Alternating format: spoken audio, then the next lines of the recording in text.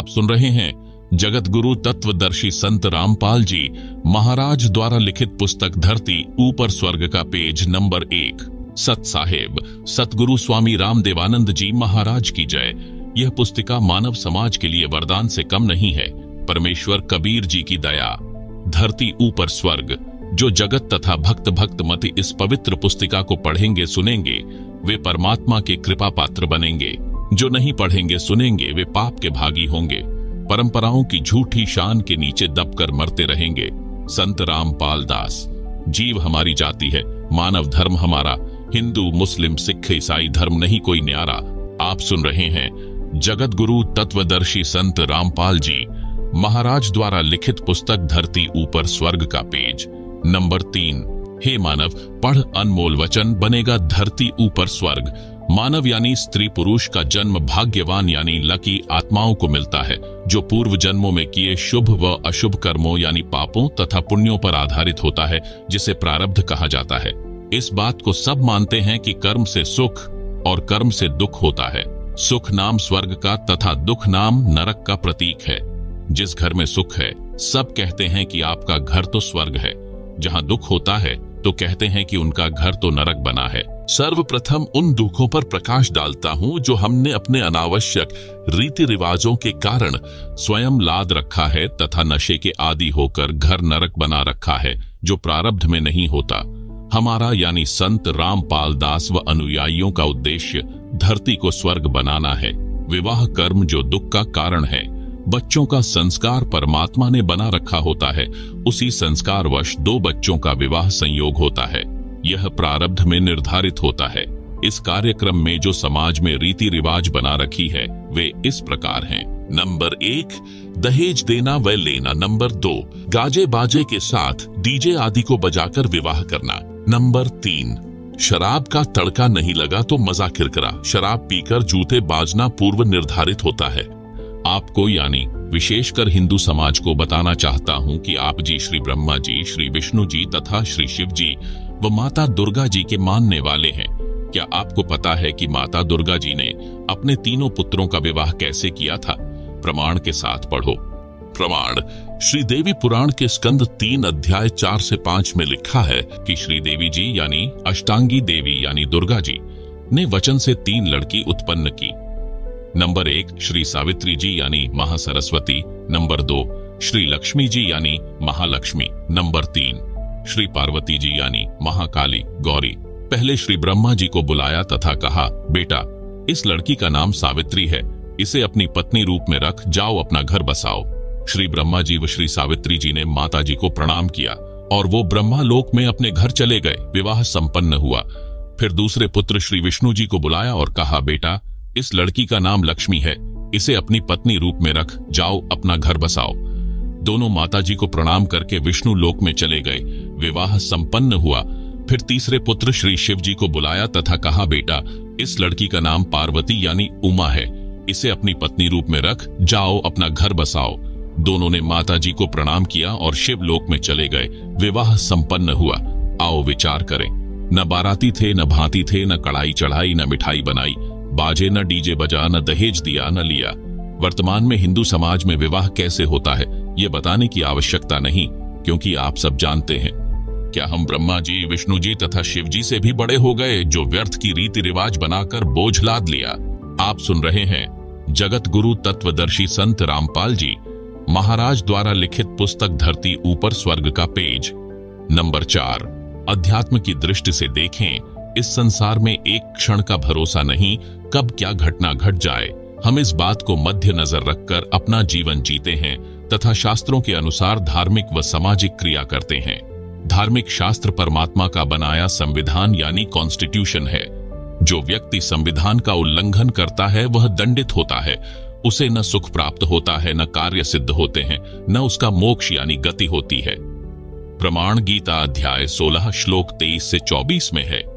श्लोक 23, हे अर्जुन, जो व्यक्ति शास्त्र विधि को त्याग कर अपनी मर्जी से मनमाना आचरण करता है उसको न सुख की प्राप्ति होती है, न सिद्धि प्राप्त होती है यानी जिससे कार्य सिद्ध होते हैं, तथा न उसको मोक्ष प्राप्त होता है।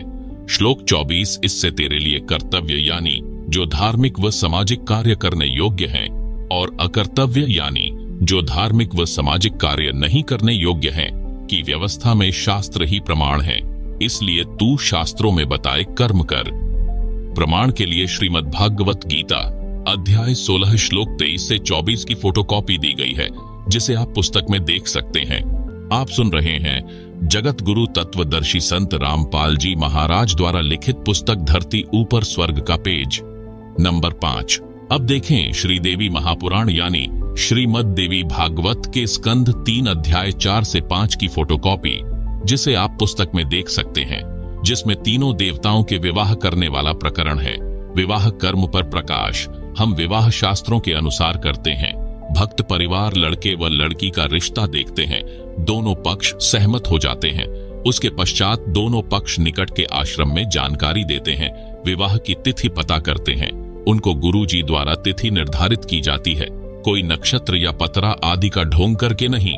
सामान्य तिथि जिस दिन छुट्टी हो या सत्संग समागम हो या जो दोनों पक्षों की सुविधा अनुसार हो। निर्धारित तिथि को दोनों पक्ष आश्रम में या सत्संग स्थल पर जो स्थान बताया गया होता है उस पर आते हैं। संत गरीबदास जी महाराज जी की अमृतवाणी में एक असुर निकंदन रमैनी अध्याय है, जिसमें विश्व की सभी दैवीय शक्तियों की स्तुति की गई है। उसको पढ़ा जाता है, बोला जाता है, ऑडियो स्पीकर पर सुनाई जाती है। भक्तों को मौखिक भी याद होती है, सब मिलकर बोलते हैं। ये हमारे विवाह के गीत हैं। आप सुन रहे हैं जगत गुरु तत्वदर्शी संत रामपाल जी महाराज द्वारा लिखित पुस्तक धरती ऊपर स्वर्ग का पेज नंबर 6। विशेष जगत में विवाह के लिए शुभ लगन पंडित द्वारा शोधी जाती है, जो कहता है कि इन नक्षत्रों में बच्चों का विवाह होने से सदा मंगल रहेगा, बच्चे सदा सुखी रहेंगे। परमात्मा कबीर जी कहा करते कि बच्चों के जो कर्म में लिखा है वह अवश्य मिलता है, इस लगन से कोई बचाव नहीं होता। उदाहरण दिया करते, कबीर वशिष्ठ मुनि से त्रिकाली योगी सौध कर लग्न धरे, सीता हरण मरण दशरथ का, बन बन राम फिरे। अर्थात जिस समय श्री रामचंद्र जी का विवाह सीता जी से होना था, उस विवाह की शुभ लगन तिथि राजा दशरथ के गुरु ऋषि वशिष्ठ जी ने शोध कर रखी थी। कहा था कि बच्चे सदा सुखी जीवन जिएंगे। विवाह के तुरंत बाद कैसी दुर्गति परिवार की तथा दोनों पति पत्नी यानी श्री रामचंद्र जी व सीता जी की हुई। श्री रामचंद्र जी को 14 वर्ष का वनवास मिला। उस दुख में राजा दशरथ चौबारे पर चढ़कर श्री रामचंद्र यानी अपने प्रिय पुत्र को वन में जाते देख रहा था। पैर फिसल गया, जमीन पर गिरकर मर गया। श्री राम व सीता बन बन में भटके। सीता जी 12 वर्ष रावण की जेल में रही, एक बाग में रखी गई। उसको फल तोड़कर खाने का अधिकार नहीं था। जो अपने आप टूटा हो उस फल को सीता खा सकती थी। गर्मी सर्दी वर्षा में उसी वृक्ष के नीचे रही, महाकष्ट उठाया। क्या बचाव किया उस लगन ने। इसलिए हम सामान्य विधि से सब विवाह क्रिया करते हैं। पूर्ण परमात्मा को इष्ट रूप में पूजते हैं, जिससे संकट टल जाते हैं। पढ़ें एक झलक यानी कुछ अंश उस अमर ग्रंथ यानी सूक्ष्म वेद की वाणी का। मैं यानी लेखक देवी देवताओं का सम्मान करता हूँ। मैं तथा मेरे अनुयायी प्रतिदिन विश्व के देवी तथा देवताओं की स्तुति करते हैं। प्रमाण के लिए दोपहर की स्तुति के कुछ अंश। सत्पुरुष समर्थ ओमकारा, अदली पुरुष कबीर हमारा। आदि युगादि दया के सागर, काल कर्म के मोचन आगर। दुख भंजन दरवेश दयाला, असुर निकंदन करय पैमाला। आब खाक पावक और पौना, गगन सुन्न दरियाई दौना। धर्मराय दरबानी चेरा, सुरसुरों का करे नबेरा। सत का राज धर्मराय करही, अपना किया सभी दंड भरही। शंकर शेष रु ब्रह्मा विष्णुम, नारद शारद जाउर रसनम। गौरिज और गणेश गौसाई, कारज सकल सिद्ध होए जाही। ब्रह्मा विष्णु रु शंभु शेषा, तीन्यु देव दयालु हमेशा। सावित्री और लक्ष्मी गौरा, तिहु देवा सिर कर हैं चौबरा। नील नाभ से ब्रह्मा आए, आदि ओम के पुत्र कहाय। शंभु मनु ब्रह्मा की शाखा, द्रग युज साम अथर्व भाषा। पीब्रत भया उतानम पाता, जाके ध्रुव हैं आत्मज्ञाता। आप सुन रहे हैं जगत गुरु तत्वदर्शी संत रामपाल जी महाराज द्वारा लिखित पुस्तक धरती ऊपर स्वर्ग का पेज नंबर 7। सनक सनंदन सनातन संत कुमारा, 4 पुत्र अनुरागी धारा। 33 कोटि कला विस्तारी, सहंस 88 मुनिजन धारी। कश्यप पुत्र सूरज सुरज्ञानी, 3 लोक में किरण समानी। 60,000 संगी बाल्य खेलम, बीना रागी अजब बलेलम। 3 कोटि योद्धा संग जाके, सिख बंधी है पूर्ण साके। हाथ खड्ग गले पुष्प की माला, कश्यप सुत है रूप विशाला। कौस्तभ मणि जड़िया विमान तुम्हारा, सुरनर मुनिजन करत जोहारा। चंद सूर चकवे पृथ्वी माही, निश्वासर चरणों चित्तलाही। पीठ है सूरज सन्मुख चंदा, काटें त्रिलोकी के फंदा। तारायण सब स्वर्ग समूलम, पखे रहे सतगुरु के फूलम। जय जय ब्रह्मा समर्थ स्वामी, ये ति कला परम पद धामी। जय जय शंभु शंकर नाथा, कला गणेश अरु गौरिज माता। कोटि कटक पैमाल करंता, ऐसे समर्थ शंभु कंता। चंद लिलाट सूर संगीता, योगी शंकर ध्यान उदीता। नील कंठ सोहे गरुड़ासन, शंभु योगी अचल सिंहासन। गंग तरंग छूटें बहुधारा, अजपा तारी जय जयकारा। रिद्धि सिद्धि दाता शंभु गोसाई, दारिद्र मोक्ष सबय होए जाही। आसन पदम लगाए योगी, नि इच्छा निर्वाणी भोगी। सर्प भुजंग गले रुंड माला, वृषभ छरहिए दीन दयाला। वामे कर त्रिशूल विराजय, दहने कर सुदर्शन साजय। सुन अरदास देवन के देवा, शंभु योगी अलख अभेवा। तू पैमाल करे पलमाही, ऐसे समर्थ शंभु साई। एक लख योजन ध्वजा फरकें, पचरंग झंडे मोहरे रखें। काल भद्र कृत देव बुलाऊं, शंकर के दल सभी ध्याऊं। भैरव क्षेत्रपाल पलीतम, भूतरु दैत्य चरहे संगीतम। राक्षस भंजन विरद तुम्हारा, ज्यों लंका पर पदम 18। कोटियों गंधर्व कमंद चढ़ावे, शंकर दल गिनती नहीं आवे। मारें हाक दहाक चिंघारें, अग्नि चक्र बान्नो तंजारें। कंप्या शेष धरणी थर्रानी, जा दिन लंका घाली घानी। तुम शंभु ईशन के ईशा, वृषभ चढ़िए बिस्वे बीसा। इंद्र कुबेर और वरुण बुलाऊं, रापति सेत सिंहासन ल्याऊं। इंद्र दल बादल दरियाई, 96 कोटि की हुई चढ़ाई। सुरपति चढ़े इंद्र अनुरागी, अनंत पदम गंधर्व बड़ भागी। कृष्ण भंडारी चढ़े कुबेरा, अब दिल्ली मंडल बोहरियों फेरा। वरुण विनोद चढ़े ब्रह्म ज्ञानी, कला संपूर्ण 12 बाणी। आप सुन रहे हैं जगत गुरु तत्वदर्शी संत रामपाल जी महाराज द्वारा लिखित पुस्तक धरती ऊपर स्वर्ग का पेज नंबर 8। धर्मराय आदि युगादि चेरा, 14 कोटि कटक दल तेरा। चित्रगुप्त के कागज माही, जेता उपज्या सतगुरु साई। सातों लोकपाल का रासा, उर में धरिए साधु दासा। विष्णुनाथ है असुर निकंदन, संतों के सब काटे फंधन। नरसिंह रूप धरे घुर्राया, हिरणांकुश को मारण धाया। शंख चक्र गदा पदम बिराजय, भाल तिलक जाके और साजय। वाहन गरुड़ कृष्ण असवारा, लक्ष्मी ढोरई चंवर अपारा। रावण अहिरावण से मारे, सेतु बांध सैन्य दल त्यारे। जरा सिंह और बाली खपाए, कंस केसी चानौर हराए। कालीदह में नागिना था, शिशुपाल चक्र से काटिया माथा। काले वन मथुरा पर धाए, 18 कोटि कटक चढ़ाए। मुचकंद पर पीतांबर डारिया, काले वन जहां बेग सहारा। परशुराम 52 अवतारा, कोई न जाने भेव तुम्हारा। संखासुर मारे निर्वाणी, 12 रूप धरे प्रवाणी। राम अवतार रावण की बेरा, हनुमंत हांका सुनी सुमेरा। यह संपूर्ण पाठ 125 + 8 बराबर 133 वाणियों का है, जो केवल वाणी है। केवल 17 मिनट में पढ़ा जाता है। हमारे विवाह में केवल 17 मिनट लगती है। एक देशी घी की ज्योति भी विवाह मंडप पर जलाई जाती है, जो हवन का काम करती है। वेदों के मंत्रों में भी यही बताया है। प्रमाण ऋग्वेद मंडल 9 सूक्त 86 मंत्र 10 में ज्योति यज्ञ का आदेश है तथा प्रमाण है। लकड़ी जलाकर हवन नहीं करना है, यह मनमाना आचरण है जिसमें प्रदूषण अधिक होता है। ऋग्वेद मंडल 9 सूक्त 86 मंत्र 10। ज्योति यज्ञस्य पवते मधु प्रियम पिता देवानाम जनिता विभु वसुव दधाति रत्नम स्वधयोर्पीच्यम मदिन्तम मत्सरः इंद्रियः रसः। यथार्थ अनुवाद विभु वसु यानी भिन्न भिन्न स्थानों सत्यलोक, अलख लोक, अगम लोक तथा अकह लोक में निवास करने वाला। प्रियम पिता यानी प्रिय परम पिता परमेश्वर। देवानाम जनिता यानी सर्व आत्माओं व देव रूप आत्माओं का उत्पत्ति करने वाला है। उससे मधु यानी सर्व सुख प्राप्ति के लिए ज्योति यज्ञस्य यानी ज्योति यज्ञ का अनुष्ठान करे, जो पवते यानी पवित्र विधि है, अर्थात आत्मा को शुद्ध करता है, जिस कारण से साधक को परमेश्वर स्वदयोर्पीच्यम यानी इस लोक तथा परलोक के मदिन्तम मत्सर परम शांति रूप पूर्ण मोक्ष तथा इंद्रिय रस यानी इंद्रियों के आनंद रूप रत्नम यानी पूर्ण मोक्ष रूपी अनमोल रत्न दधाति यानी प्रदान करता है। हमारे विवाह में न वरमाला डाली जाती है, न भांति व बाराती बुलाए जाते हैं। केवल दोनों परिवारों के सदस्य तथा रिश्तेदार स्वयं आना चाहें तो आ सकते हैं। निमंत्रण पत्र नहीं भेजा जाता। सब आने वालों का भोजन का खर्चा आश्रम की ओर से किया जाता है। विवाह में दोनों का 1 रुपया भी नहीं लगता। आप सुन रहे हैं जगत गुरु तत्वदर्शी संत रामपाल जी महाराज द्वारा लिखित पुस्तक धरती ऊपर स्वर्ग का पेज नंबर 9। विशेष बच्चों को रोकने के लिए यानी सगाई करने के लिए 1 रुपया भी लेन देन नहीं किया जाता।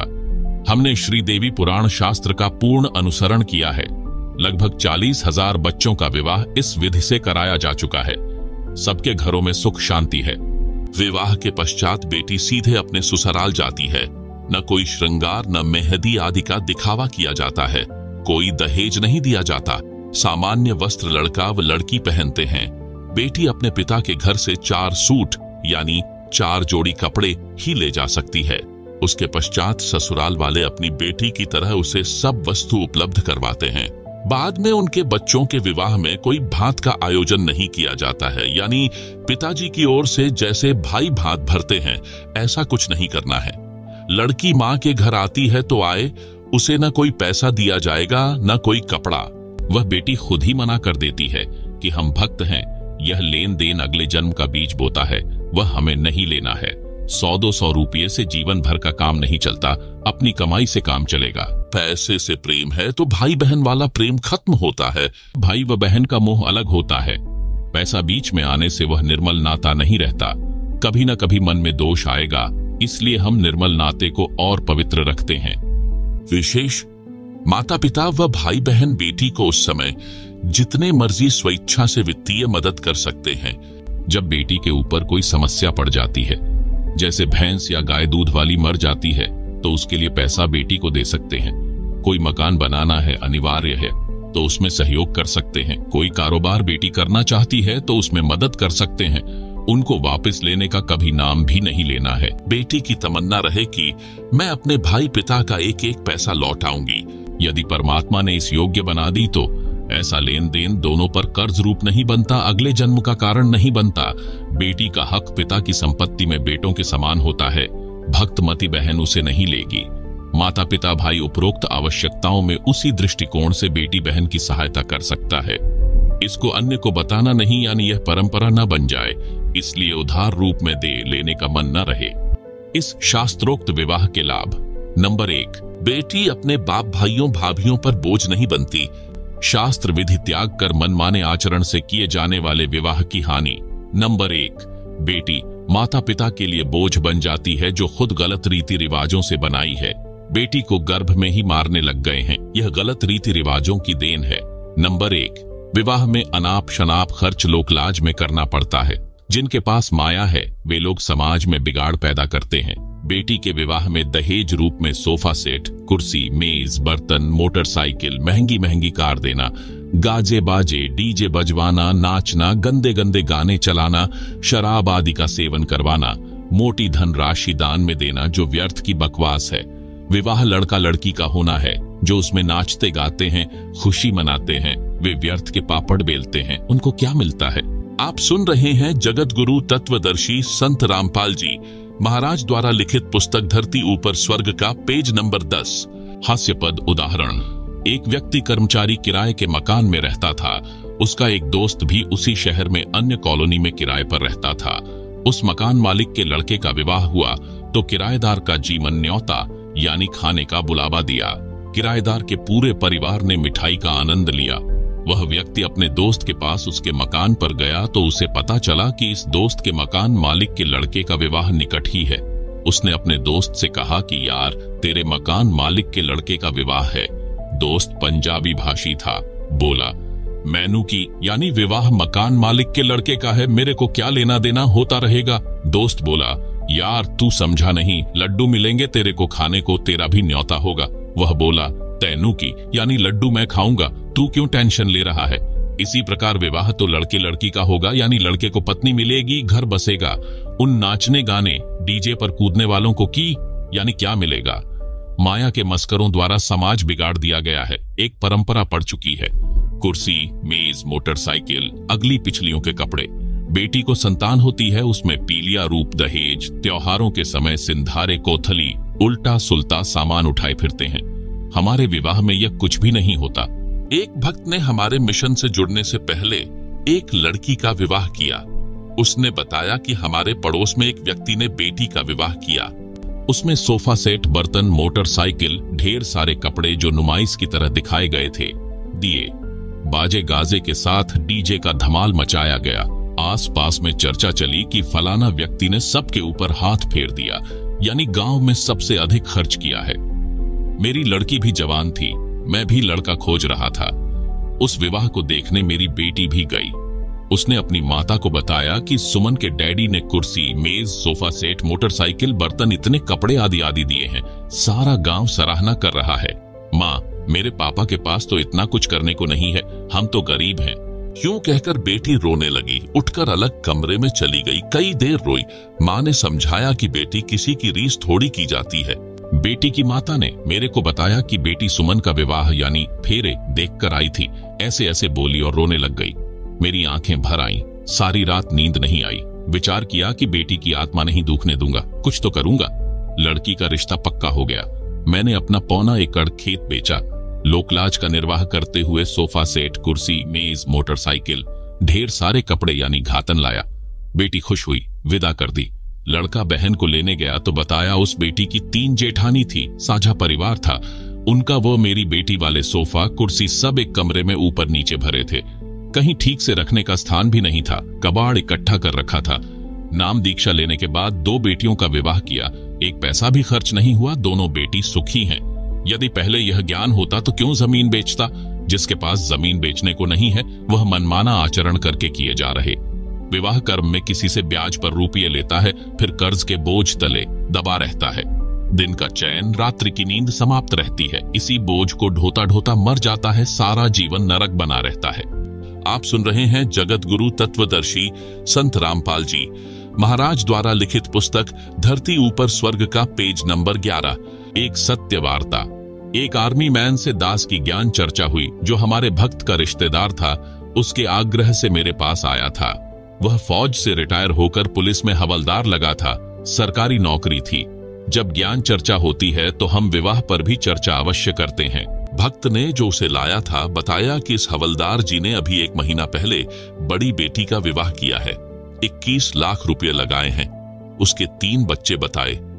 बड़ी लड़की जिसका विवाह अभी किया था, बीच में बेटा और छोटी बेटी। दास ने कहा कि जो कुछ फौज से लाए थे वह तो प्रथम विवाह में लगा दिया, जो 20 वर्ष की कमाई थी। अब आपकी 50 वर्ष के आसपास आयु है। छोटी बेटी के लिए इतने रुपए कहां से लाओगे? वह हवलदार बोला कि फौज वालों से काम नहीं चला, कर्जा भी लेना पड़ा। मैंने उससे पूछा कि इतना खर्च करना ठीक नहीं, देखकर अपनी हैसियत के अनुसार खर्च करना चाहिए। वह बोला कि लड़का यानी दामाद बैंक में नौकरी करता है, बेटी भी अच्छी पढ़ी है। बेटी तो सदा सुखी रहेगी, हमारी तो देखी जाएगी। मैंने कहा कि बेटी के कर्म में सुख है तो मिलेगा, दुख है तो पैसे से सुख नहीं खरीदा जा सकता। दास ने एक उदाहरण सुनाया। हवलदार कुछ बोलता, उससे पहले ही मैं शुरू हो गया। बताया कि मैं जेई जूनियर इंजीनियर की नौकरी सिंचाई विभाग में करता था। हमारा एक MD IAS अधिकारी था। उसकी रिटायरमेंट निकट थी। उसने लड़की का विवाह किया। उसने सन 1988 में 3.5 लाख रुपए लगाए, जो वर्तमान के 1 करोड़ के समान थे। वह रिटायर हो गया। विवाह के 1 वर्ष बाद बेटी का तलाक हो गया। वह अधिकारी टेंशन में रहने लगा। जो कमाया था लगा दिया। बेटी सुखी रहेगी। न बेटी सुखी रही न स्वयं। उसी चिंता में हार्ट अटैक यानी दिल का दौरा हो गया, मर गया साहब। हवलदार तैश में आकर बोला कि जो विवाह तुम करते हो उनका तलाक नहीं होता। मैंने कहा बहुत कम होता है। यदि तलाक हो भी गया तो हमारा कौन सा 21 लाख लगा है। 10 दिन बाद बेटी का फिर विवाह कर देंगे, चवन्नी लगनी नहीं। यह सुनकर उसका अफारा सा उतर गया। बोला, यह बात तो सही है, मानने की है। मानना कहां था। झूठी लोग दिखावा परंपरा के बोझ के नीचे से निकलना आसान नहीं है। हमारा ज्ञान सुनकर विचार करके बात समझ में आती है। 3 महीने बाद वह भक्त आया जो उस फौजी साहब को लाया था। उसने बताया कि वह रिश्तेदार हवलदार हार्ट अटैक से मर गया। सुबह मरा पाया। मैंने कहा, यह तो स्पष्ट दिखाई दे रहा था। अब भात रूपी परंपरा पर प्रकाश डालता हूं। गांव में दास ने सुना था, बड़े बूढ़े मजाक मजाक में कहा करते कि छोरी यानी बेटी की तो जावा भी सेध है, यानी लड़की की तो संतान भी दुख देती है। जब भात आ जाता है उस समय इस बात को कहते सुना करते। हालांकि दिल खोलकर भात में रुपये खर्च करते थे। इस बात का ध्यान रखते थे कि लड़की को किसी की सुननी न पड़े, इसलिए चोखा यानी बढ़िया खर्च करते थे। आप सुन रहे हैं जगत गुरु तत्वदर्शी संत रामपाल जी महाराज द्वारा लिखित पुस्तक धरती ऊपर स्वर्ग का पेज नंबर 12। अब भी करते हैं, परंतु वह पैसा व्यर्थ खर्च होता था। जो नगद देते वह तो काम आ जाता है, जो कपड़े आदि पर खर्च किए वह व्यर्थ है। यह भी देखा गया है कि 2 या 3 भाई हैं, वे पैसे इकट्ठे करके भात का जुगाड़ करते हैं। कुल मिलाकर भात को एक बोझ के रूप में माना जाता है। जिस बहन के भाई नहीं है उसके बच्चों का विवाह होता है, वह किसके घर भात न्योतने जाए। उस समय वह बेटी घर में छुप छुप कर रोती है। उसकी परेशानी देखकर हमने ये फैसला लिया है कि भात भी व्यर्थ में लाद रखा है, ये नहीं भरना है। बहन की मदद आपत्ति के समय डटकर करो। सुनते हैं कि उसके भाइयों ने 21,000 रुपये का भात भरा है। एक के भाइयों ने 51,000 रुपये भात के भरे हैं। किसी गरीब की बेटी के भाई 1100 रुपये भी नहीं दे पाते। उस बहन की नजर झुकी रहती है। बेटी का निर्वाह अपने काम कमाई से होगा, भात या दहेज से सारे जीवन का काम नहीं चलेगा। आती जाती औरतें पता नहीं क्या क्या कहती हैं। वह बेटी अंदर अंदर बहुत दुखी रहती है, इसलिए इस परंपरा को विराम देना है। बेटी को सुखी करना है। बेटी किसी की मोहताज यानी आश्रित न रहे। उसको ज्ञान के आधार से मजबूत बनाया जाए, जैसा दास कर रहा है। लड़की आते ही भाभी कह त्योड़ी पड़ जाती है। मन मन में कहती है, आ गया 5-10 हजार का खर्च। तीसरे दिन बैठी रहती है। ऐसी बातें करती दास ने कई औरतें सुनी हैं जब छोटा था। हमारी बेटी बहन माता पिता भाई भाभी से मिलने आती हैं तो सम्मान के साथ पूरे डठोरे से आती हैं, अपनेपन के भाव से आती हैं, जैसे मेहमान आता है। 2 रोटी का खर्च रहता है। यदि माता पिता भाई भाभी पैसे या कपड़ा देना चाहें तो हाथ जोड़ लेती हैं। कहती हैं, हमने मान लिया, हमारे गुरुजी का आदेश नहीं है। आपने पाल पोष कर इतनी बड़ी की, पढ़ाई लिखाई में कोई कसर नहीं छोड़ी। अब उन बहन बेटियों के आने का भाभी भी इंतजार करती है। फोन करके भी लाड़ों में उल्हाने देती हैं, इसी क्यों भूलगी, आ जाया कर, हम भी कुछ लागे हैं तेरे। इस बात से बेटी का सिर ऊंचा होता है तथा सम्मान बढ़ता है। बेटी अपने भाई भतीजों के प्रति विशेष लगाव रखती है, अपनी आत्मा मानती है। इस लेन देन के व्यर्थ के दिखावे ने पवित्र रिश्तों में विष घोल रखा है। इससे कुछ सहारा बेटी को नहीं मिलता। अपनी कमाई से पूरा पटता है, यानी निर्वाह चलता है। हम परमात्मा कबीर जी की शरण में हैं। हमारी बेटियां और बेटे भी परमात्मा की शरण में हैं। भक्ति सेवा दान करते हैं। परमात्मा हर प्रकार से बरकत देता है। यदि किसी से ले लिया तो अगले जन्म में देना होगा। इसलिए हमारी बेटियां इस विश्वास पर डटी हैं। 1 रुपया भी नहीं लेती हैं। एक बेटी ने बताया, मैं जब नाम दीक्षा से पहले अपने घर जाती थी तो चलते समय भाई 100-200 रुपये देता था। मैं लेती थी। भाभी का स्वभाव अच्छा नहीं था, वह बाद में भाई के साथ झगड़ा करती थी। मेरी माताजी बताती थी, परंतु लालच नहीं छूटता था, पैसे लेती थी। सोचती थी कि जलती रहेगी जलने वाली।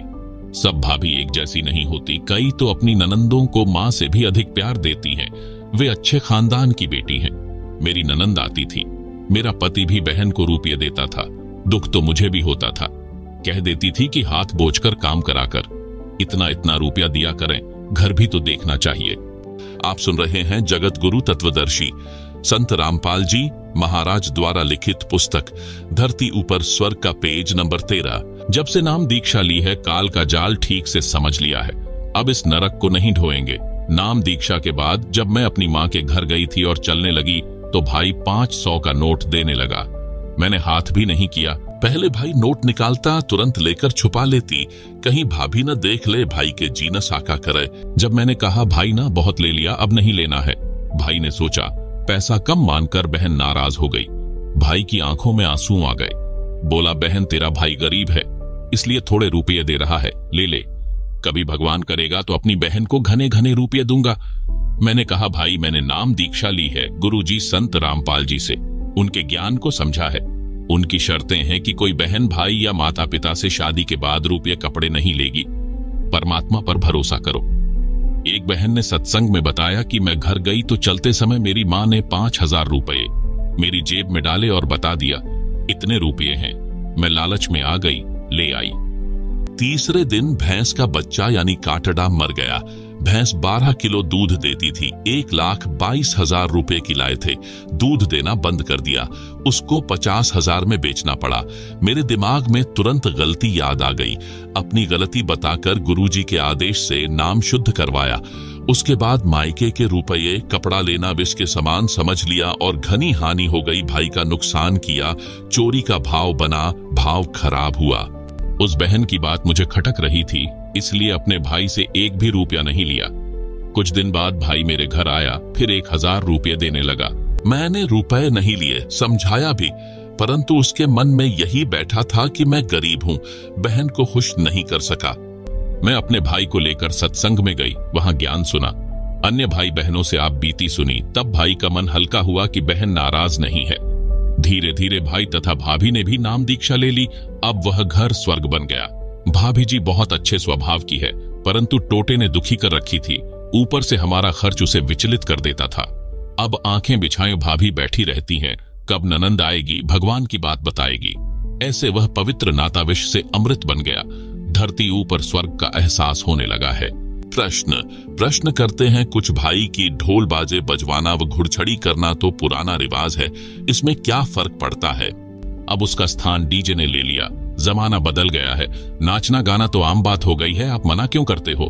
कुछ रुपये चलते समय बहन बेटी को देना उसका सम्मान है। इसका उत्तर यह है, नंबर 1, प्रथम तो यह शास्त्र के विपरीत है। नंबर 2, विवाह घुड़छड़ी से या डीजे से नहीं होता, लड़के लड़की का होता है।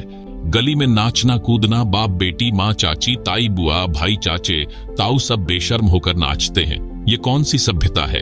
ये नहीं करना है। ये कंजरों वैश्याओं का काम होता था। अब सामान्य समाज भी इसी गंदगी में धंस गया है। इस लोक में न जाने कब क्या घटना घट जाए, इसलिए हम परमात्मा से डरकर सब बकवाद छोड़कर परमात्मा के संविधान में चलते हुए अपनी सब क्रिया करते हैं। आप सुन रहे हैं जगत गुरु तत्वदर्शी संत रामपाल जी महाराज द्वारा लिखित पुस्तक धरती ऊपर स्वर्ग का पेज नंबर 14। सुनो एक दुखद घटना। एक दिन समाचार पत्रों में छपा कि एक बारात जा रही थी। जिस कार में दूल्हा बैठा था वह दुर्घटनाग्रस्त हो गई। दूल्हा तथा दूल्हे का जीजा जो उसी कार में बैठा था घटना स्थल पर ही दम तोड़ गए। पहले दिन सारा परिवार गली में नाच रहा था, डीजे बजाया जा रहा था। वे सब फोटो भी समाचार पत्र में छपे थे। दुर्घटना के बाद उसी घर में रोने धोने की हाहाकार मची थी। माता व बहन सिर के बाल फाड़ फाड़ कर रो रही थी। पिता भाई चाची ताई सब रो रहे थे, टक्कर मार रहे थे। अब बच गया डीजे। यदि परमात्मा से डर कर इंसान चले, राम को राम समझे तो बचाव होता है। इसलिए मैं अकर्तव्य कर्म यानी जो कर्म नहीं करने चाहिए करने की आज्ञा नहीं देता। बेशर्मी की हद हो चुकी है। बहन बेटी को चलते समय कुछ रुपये देना एक रिवाज है जो समाप्त करना है। बहन बेटी को भिखारी नहीं समझना है, उस बहन बेटी को बेटे के समान समझना है। धरती ऊपर स्वर्ग तभी बनेगा जब हम अपनी इंसानियत को पुनः संभालेंगे। प्रश्न, क्या आप अंतरजातीय व अंतरधर्म विवाह के पक्ष में हैं? उत्तर, हमारे मिशन में जाति धर्म की कोई बाधा नहीं है। हम अंतरजातीय तथा अंतरधर्म के विवाह के पक्ष में हैं। हम निम्न नियमों का भी पालन करते हैं। अपने गोत्र में, अपने गांव में व आसपास गांवों यानी गवांडों में माता के गोत्र में विवाह के पक्ष में नहीं है। सख्त निषेध है। मुसलमान अपने नियम अनुसार कर सकते हैं। यदि अंतरधर्म विवाह मुसलमान हिंदुओं में करते हैं तो उनके लिए गोत्र को छोड़कर अन्य उपरोक्त सब नियम लागू रहेंगे। यदि हिंदू भी किसी मुसलमान लड़की से विवाह करेगा उसके लिए भी गोत्र को छोड़कर अन्य उपरोक्त नियम लागू होंगे। इसी प्रकार सिख, ईसाई या अन्य के लिए नियम रहेंगे, यानी गांव, गवांड यानी पड़ोसी गांव में विवाह नहीं कर सकते।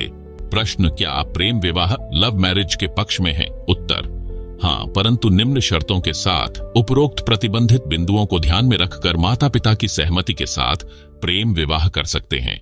प्रश्न, आप सब त्योहार मनाने से रोकते हो। त्योहार तो खुशी का प्रतीक माना जाता है, इसमें क्या दोष है? उत्तर, त्योहार का अर्थ है किसी विशेष दिन को जो अपने धर्म की गरिमा से जुड़ा होता है। उस दिन कुछ अलग से खाना पीना करना, उस घटना की चर्चा करना जिस उपलक्ष्य में त्योहार मनाया जाता है। सब त्योहार किसी धार्मिक कथा से संबंध रखते हैं। उदाहरण के लिए नंबर 1 दीपावली यानी दिवाली का त्योहार। इस दिन की गरिमा है कि इस दिन भगवान श्री रामचंद्र जी अपनी पत्नी सीता के साथ 14 वर्ष का वनवास काटकर रावण को मारकर सीता को उसकी कैद से छुटवाकर अयोध्या लौटे थे। उस खुशी में दिवाली का त्योहार मनाया जाता है। आप सुन रहे हैं जगत गुरु तत्वदर्शी संत रामपाल जी महाराज द्वारा लिखित पुस्तक धरती ऊपर स्वर्ग का पेज नंबर 15। घर घर में कई कई दीपक जलाए जाते हैं। प्रारंभ में गाय भैंस के घी के दीपक जलाए जाते थे, फिर सरसों के तेल के दीपक लगाए जाने लगे, फिर मोमबत्ती ने स्थान ले लिया। अब बिजली के छोटे छोटे बल्ब दीपक के स्थान पर लगाए जाते हैं। एक दिन यह सब कर दिया, फिर न सीता याद आती है न श्री राम। क्या आपको याद है? नंबर 1, सीता जी को 2 वर्ष के बाद एक धोबी के व्यंग्य के कारण घर से निकाल दिया गया था। उस समय वह गर्भवती थी। ऋषि वाल्मीकि के आश्रम में आजीवन कष्ट सहा। 2 पुत्र साथ थे, एक का नाम लव, दूसरे का नाम, जो ऋषि के आशीर्वाद से कुशा से बना था, कुश था। विचार किया जाए, जिसकी पत्नी को निकाल दिया गया हो, बच्चों का व पत्नी का पता नहीं, कैसे कष्ट का जीवन जी रहे होंगे। क्या वह व्यक्ति चाहे राजा भी क्यों न हो सुखी रहेगा? सपने में भी सुखी नहीं रह सकता, शर्म के मारे बोलता नहीं है। राजा रामचंद्र जी ने अश्वमेध यज्ञ करना था, परंपरा वश घोड़ा छोड़ा गया। उस पर लिखा था कि जिसको अयोध्या के राजा रामचंद्र की पराधीनता स्वीकार नहीं है, वह घोड़ा पकड़ ले और युद्ध के लिए तैयार रहे। उस समय लव तथा कुश जवान थे। दोनों ने ऋषि वाल्मीकि से धनुर्विद्या सीखी थी। जब उन्होंने घोड़े के गले में लटक रही चिट्ठी यानी पैम्फलेट पढ़ी, तो घोड़ा पकड़ लिया और धनुष श्री रामचंद्र की ओर तान दिया। युद्ध शुरू हुआ। श्री रामचंद्र जी उन बालकों को पराजित नहीं कर सके, उल्टा बालक श्री रामचंद्र की जान लेने वाले थे। सीता जी की दृष्टि पड़ी, दौड़कर बच्चों के पास गई, बताया यह तुम्हारा पिता है। रामचंद्र जी ने भी सीता को पहचान लिया।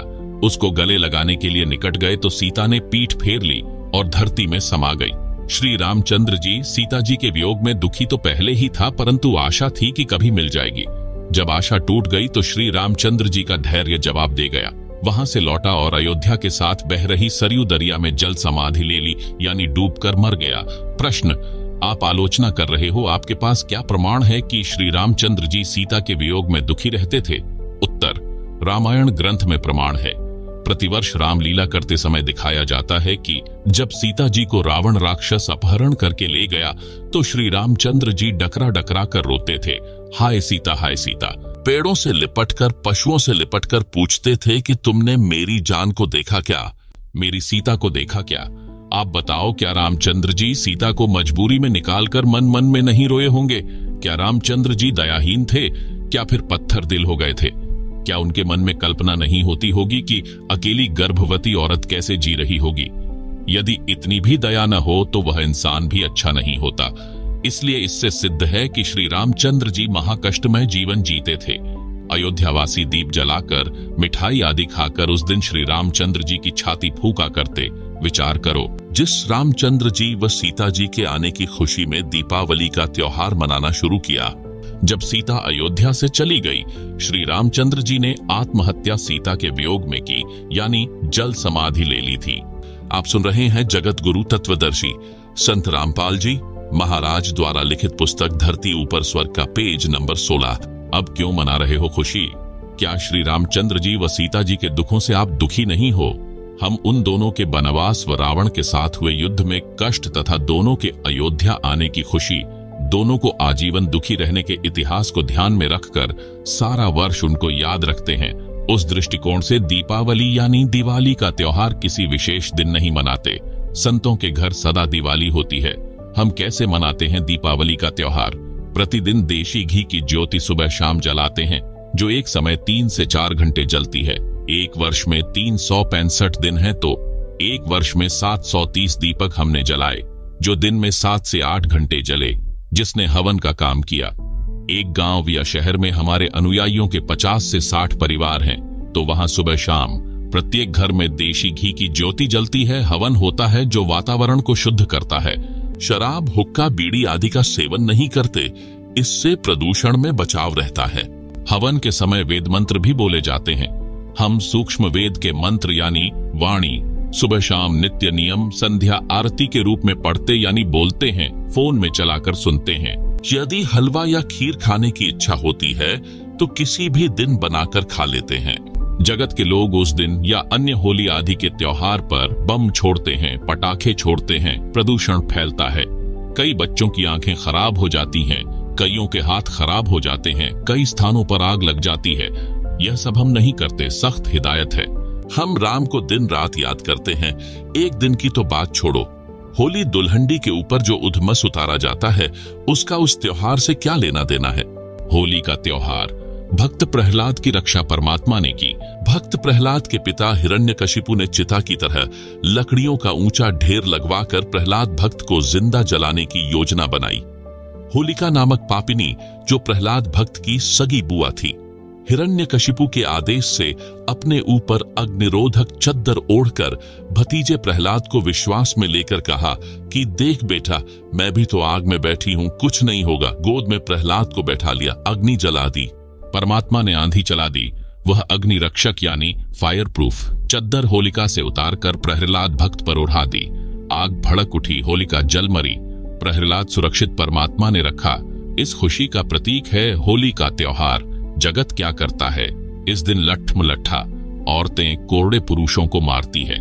पुरुष हट जा करके बचाव करते रहते हैं। इधर से उधर पौड़ पाटे यानी दौड़ते रहते हैं। एक दूसरे पर रंग डालते हैं, कीमती कपड़ों का नाश कर देते हैं। इसका परमात्मा से क्या लेना देना जिसने भक्त की रक्षा की? कुछ कहते हैं कि हम रंग नहीं डालते, गुलाल का प्रयोग करते हैं। विचार करो, बंदर सा मुंह बनाकर एक दूसरे को परेशान करते हो। क्या गुलाल लगाने को आप परमात्मा की आरती मानते हो?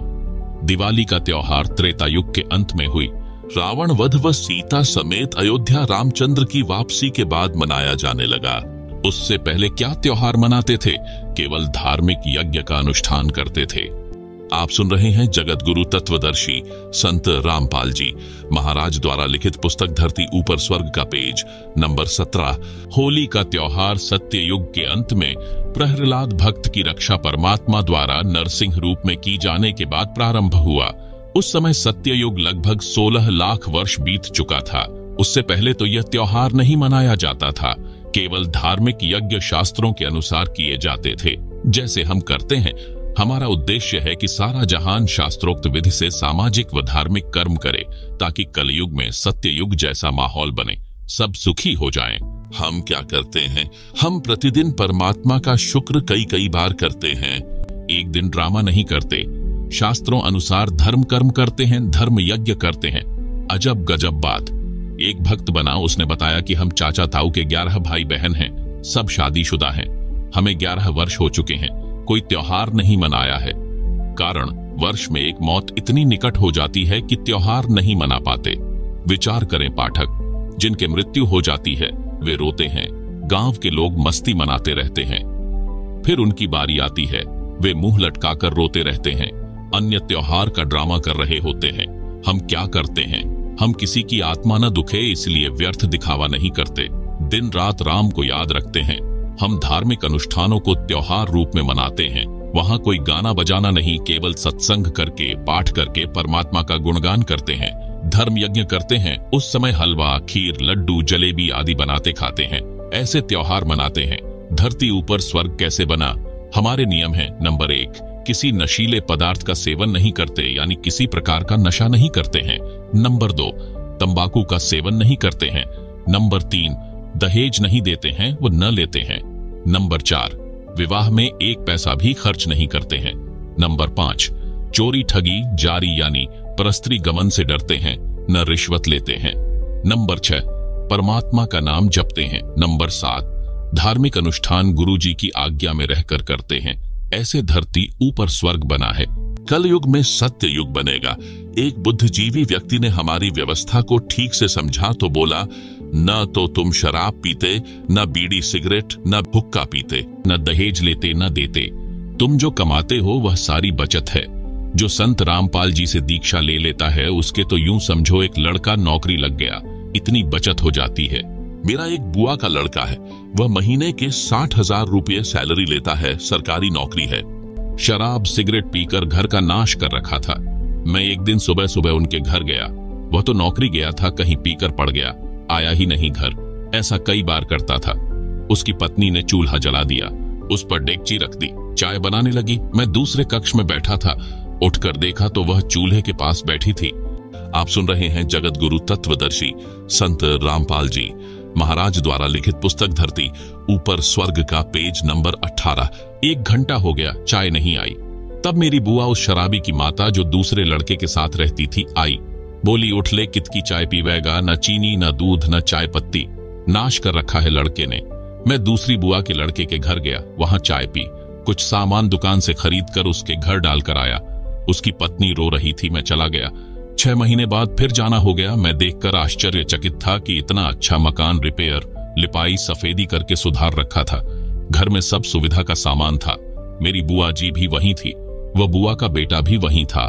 मैंने पूछा, 6 महीने में यह घर नरक से स्वर्ग कैसे बन गया? उस भाई ने बताया कि इस गांव में संत रामपाल जी सत्संग करने आए थे। रात्रि 9 बजे का समय था। मैं ड्यूटी से आया, घर पर कोई नहीं था। मुझे पता चला सत्संग में गए हैं। मैं गया तो था अपनी पत्नी को बुलाने, जो बच्चों समेत सत्संग में गई थी। उस दिन कहीं से पीने का जुगाड़ बना नहीं। मैंने भी सत्संग सुना तो मेरी आंखें खुल गई। सारा सत्संग जैसे मेरे ऊपर था। गुरुजी को पता भी नहीं था मैं कौन हूं। मैंने उसी दिन नाम ले लिया। सब बीड़ी शराब वाहियात का खर्च बंद कर दिया। जो कमाता हूं सारी बचत है। न रिश्वत लेने की आवश्यकता, न कंपनी में ओवर टाइम करना। ओवर टाइम वाला पैसा भी नशे में जाता था। उसके स्थान पर अन्य भाई बहनों को रोजगार मिल गया। ऋषि जैसा जीवन बन गया। मैं बोला कि खर्च करने की जगह ही नहीं बचती, सब बकवाद छूट जाती है। मेरी बुआ के बेटे का घर नरक से स्वर्ग बना, मेरी आंखों के सामने है। प्रश्न, आप श्रृंगार करना भी बंद करते हो? आभूषण तो स्त्री की शोभा होती है। इज्जतदार व धनवान के घर की बहू बेटी की तो इसी से गरिमा बनती है। यह आपका असूल यानी नियम जचा नहीं? उत्तर, इसका लाभ कोई नहीं, हानि भयंकर है। हम शास्त्रों को आधार मानकर अपनी सब क्रिया करते हैं, जैसे पूर्व में भी बताया था। और सुनो, महाभारत में कथा है जो इस प्रकार है। राजा परीक्षित के समय उसके राज्य में बहुत सारी अप्रिय घटनाएं होने लगी। राजा ने ज्योतिषियों से कारण जाना। उन्होंने बताया कि कलयुग की शुरुआत हो चुकी है। ये कलयुग के कारण हो रहा है।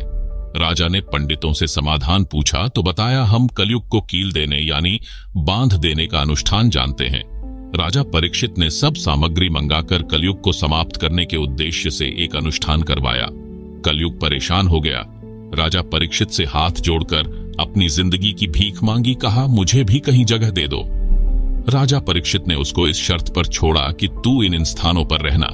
नंबर 1, शराब सेवन करने वालों के पास। नंबर 2, स्वर्ण यानी गोल्ड में। नंबर 3, जुआ खेल में। नंबर 4, वैश्याओं के पास।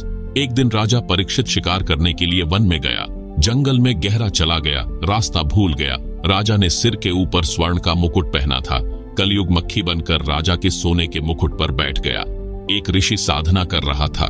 राजा ने आवाज लगाई कि ऋषि जी, मैं मार्ग भूल गया हूं, मुझे मार्ग बता। ऋषि साधना में व्यस्त था, कोई उत्तर नहीं दिया। आप सुन रहे हैं जगत गुरु तत्वदर्शी संत रामपाल जी महाराज द्वारा लिखित पुस्तक धरती ऊपर स्वर्ग का, पेज नंबर 19। कई बार ऐसे ही कहा परंतु उत्तर नहीं मिला। कलयुग ने राजा की बुद्धि भ्रष्ट कर दी। राजा को अभिमान हुआ कि मैं राजा हूं, यह एक सामान्य व्यक्ति मेरा अनादर करके अपमान कर रहा है। कलयुग के प्रभाववश होकर राजा ने एक मरा हुआ सर्प जो उसने ऋषि की कुटिया की ओर आते समय कुटिया से थोड़ी दूरी पर देखा था, उसे तीर में टांग कर लाया, ऋषि जी के गले में मृत सर्प डाल दिया और चला गया। उस ऋषि के बच्चे को, जो खेलने दूर ऋषि बच्चों के पास गया हुआ था, बताया कि आपके पिताजी के गले में राजा परीक्षित ने मृत सर्प डाला है। लड़का कुटी पर आया और पिता के गले से सर्प उतारा और राजा परीक्षित को श्राप दे दिया कि राजा परीक्षित, तेरे को आज से 7 दिन बाद तक्षक सर्प डसे, तेरी मृत्यु हो जाए। 7 दिन के बाद राजा परीक्षित को तक्षक सर्प ने डसा और मृत्यु हो गई। इससे स्पष्ट है कि जिसके घर में वह शरीर पर सोना है, उस पर कलयुग का दुष्प्रभाव रहता है, जो परेशानी का कारण बना रहता है। अन्य हानि सोने की। नंबर 1, चोरी का भय। समाचार पत्रों में पढ़ते हैं, एक बहन सोने की मोटी चैन गले में पहने हुए थी, उसमें एक मोटा पिंडल लगा था। शहर से घर की ओर लौट रही थी। 2 व्यक्ति एक मोटरसाइकिल पर आए। एक ने चैन को पकड़कर झपट्टा मारा। मोटी चैन थी, टूटी नहीं, गर्दन में गड़ गई, जख्म हो गया। दूसरे ने कहा कि ले चाकू, गर्दन काट दे। यह सुनकर उस बहन ने हाथ जोड़कर जीवन की भीख मांगी। चैन निकाल कर दे दी। वे भाग गए। बहन मूर्छित होकर गिर गई। लोग इकट्ठे हो गए, अस्पताल में ले गए, इलाज करवाया, पुलिस बुलाई। जब वह बहन होश में आई तो चिल्लाई कि मारो न मुझे, चैन निकाल लो। फिर अचेत हो गई। जब ठीक हुई तब सारी घटना बताई। कर लो दिखावा। सोना जिसे धनवानों की बहू बेटियों की गरिमा बताकर नरक ढोते हैं, वही जान का झाड़ बन गई। गरिमा सड़क किनारे अचेत मिट्टी में पड़ी थी। आदमी उठाकर अस्पताल में ले गए। नहीं तो गर्दन से रक्त निकलता रहता, मर जाती। 30 वर्ष के आसपास आयु की बहन कानों में मोटे मोटे छल्ले यानी बाले पहने हुए थी। वे थे तो नकली परंतु असली लग रहे थे। वह ट्रेन के इंतजार में स्टेशन पर खड़ी थी। 2 झपट्टा मारों की नजर उस पर थी। जब रेलगाड़ी आई, गाड़ी में चढ़ने वालों की भीड़ बढ़ गई। वे दोनों उस खिड़की के पास आ गए जिसमें वह बहन चढ़ने के लिए खड़ी थी। भीड़ बहुत थी। बहन डिब्बे में प्रवेश कर गई। सीढ़ियों तक डिब्बा भरा था। गाड़ी 2 मिनट में चल पड़ी। उन दुष्टों ने एक एक कान का छल्ला पकड़ा, झटका मारा, कान फट गए। दोनों ट्रेन से कूद गए। गाड़ी ने स्पीड पकड़ी ही थी। वह बहन चिल्लाई। तब तक ट्रेन दूर जा चुकी थी। डिब्बे के व्यक्तियों ने गाड़ी की चैन खींची। लुटेरे तो जा चुके थे। उस बहन को अस्पताल में ले जाया गया, इलाज करवाया। तब उस बहन ने बताया कि ये कानों के बाले यानी छल्ले नकली थे। यह झूठी शान का दिखावा भी दुख का मूल मंत्र है। आप सुन रहे हैं जगत गुरु तत्वदर्शी संत रामपाल जी महाराज द्वारा लिखित पुस्तक धरती ऊपर स्वर्ग का पेज नंबर 20। सोने को त्याग देने का लाभ, न चोरी का डर, न झपट्टा मारों का भय। यदि सब जनता हमारे की तरह सादा जीवन जिए तो घर स्वर्ग बनेगा ही बनेगा। भारत देश विश्व के धनी देशों में प्रथम श्रेणी में खड़ा होगा। कारण, विश्व में प्रत्येक देशों की जीडीपी सोने से बनती है। जिस देश के खजाने में जितना अधिक सोना यानी गोल्ड होगा, उसकी जीडीपी उतनी ही अधिक होती है। अंग्रेज भारत पर राज करते थे। बहुत सारा सोना सस्ते में ले गए जो उनकी जीडीपी को ऊंचा बनाए हुए है। भारत के मंदिरों में सैकड़ों क्विंटल स्वर्ण रखा है जो किसी काम नहीं आता। अंधश्रद्धा के कारण रखा है। उसे सरकार के खजाने में जमा कराया जाए, सरकार मोल लेती है। भारत का रुपया अमेरिका के डॉलर के बराबर हो जाएगा। उस सोने की कीमत से धार्मिक अनुष्ठान करवाए जाए, गरीबों की मदद की जाए ताकि दानकर्ताओं को पुण्य मिले। पोहलोबाई की नसीहत। एक राजा ने भक्तनी पोहलोबाई के ज्ञान विचार सुने, बहुत प्रभावित हुआ। उस राजा की 3 रानियां थीं। राजा ने अपनी रानियों को पोहलोबाई के विषय में बताया। राजा ने कई बार पोहलोबाई भक्तनी की अपनी रानियों के सामने प्रशंसा की। अपने पति के मुख से अन्य स्त्री की प्रशंसा सुनकर रानियों को अच्छा नहीं लगा, परंतु कुछ बोल नहीं सकी। उन्होंने भक्तमती पोहलोबाई को देखने की इच्छा व्यक्त की। राजा ने पोहलोबाई को अपने घर पर सत्संग करने के लिए कहा तो पोहलोबाई ने सत्संग की तिथि तथा समय राजा को बता दिया। सत्संग के दिन रानियों ने अति सुंदर कीमती वस्त्र पहने तथा सब आभूषण पहने। अपनी सुंदरता दिखाने के लिए कोई कसर नहीं छोड़ी। रानियों ने सोचा था कि पोहलो बहुत सुंदर होगी। भक्तमती पोहलो राजा के घर आई। उसने खद्दर का मैला सा वस्त्र धारण कर रखा था। हाथ में माला थी, चेहरे का रंग भी साफ नहीं था। भक्तमती पोहलो को देखकर तीनों रानियां खिलखिलाकर हंसने लगी और बोली कि यह है वह पोहलो। हमने तो सोचा था कि बहुत सुंदर होगी। उनकी बात सुनकर भक्तमती पोहलोबाई ने कहा कि वस्त्र आभूषण तन की शोभा, यह तन कांचो भांडो। भक्ति बिना बनोगी कुतिया, राम भजो न रांडो। भावार्थ, सुंदर वस्त्र तथा आभूषण शरीर की शोभा बढ़ाते हैं। यह शरीर नाशवान है जैसे कच्चा घड़ा होता है। यह शरीर क्षणभंगुर है, न जाने किस कारण से, किस आयु में और कब कष्ट हो जाए, कोढ़ लग जाए। यदि भक्ति नहीं की तो अगले जन्म में कुतिया का जन्म पाओगी, फिर निवस्त्र भटकती फिरोगी। इसलिए कहा है रांडो अर्थात स्त्रियों भक्ति करो। रांड शब्द विधवा के लिए प्रयोग होता है, परंतु सामान्य रीति में स्त्रियां अपनी प्रिय सखियों को प्यार से संबोधित करने में यानी प्यार भरी गाली के साथ प्रयोग किया करती। अब शिक्षित होने पर यह शब्द प्रयोग नहीं होता। भक्तमती पोहलोबाई ने सत्संग सुनाया। कबीर परमेश्वर जी की साखियां सुनाई। कबीर, हरि के नाम बिना नारी कुतिया होए, गली गली भौंकत फिरे, टूक ना डाले कोय। कबीर, राम रटत कोड़ी भलो, चू चू पड़े जो चाम, सुंदर देही किस काम की, जा मुख नाही नाम। आप सुन रहे हैं जगत गुरु तत्वदर्शी संत रामपाल जी महाराज द्वारा लिखित पुस्तक धरती ऊपर स्वर्ग का पेज नंबर 21। कबीर, नहीं भरोसा देही का, विनश जाए छिन माही, श्वास उश्वास में नाम जपो और यत्न कुछ नाही। कबीर, श्वास उश्वास में नाम जपो, व्यर्था श्वास मत खो, न जाने इस श्वास का आवन हो के ना हुए। गरीब सर्व सोने की लंका थी, रावण से रणधीरम, एक पलक में राज्य गया, जम के पड़े जंजीरम। गरीब मर्द गर्द में मिल गए, रावण से रणधीरम, कंस केसी चाणूर से हिरणाकुश बलबीरम। गरीब तेरी क्या बुनियाद है, जीव जन्म धरि लेत, दास गरीब हरि नाम बिन खाली रह जा खेत। शब्दार्थ। कबीर परमेश्वर जी ने अध्यात्म का विधान बताया है। कहा है कि जो स्त्री भक्ति नहीं करती वह अगले जन्म में कुतिया का जीवन प्राप्त करके गली गली भौंकती फिरती है। कोई उसको भोजन का ग्रास भी नहीं डालता। मानव जीवन में सब भोजन समय पर मिल रहा था। भक्ति न करने से यह दशा होगी। परमात्मा की भक्ति कुष्ठ रोगी यानी जिसके शरीर की खाल भी कट कट कर गिर रही है, उससे रक्त निकल कर गिर रहा है, भी करता है तो बहुत अच्छा है।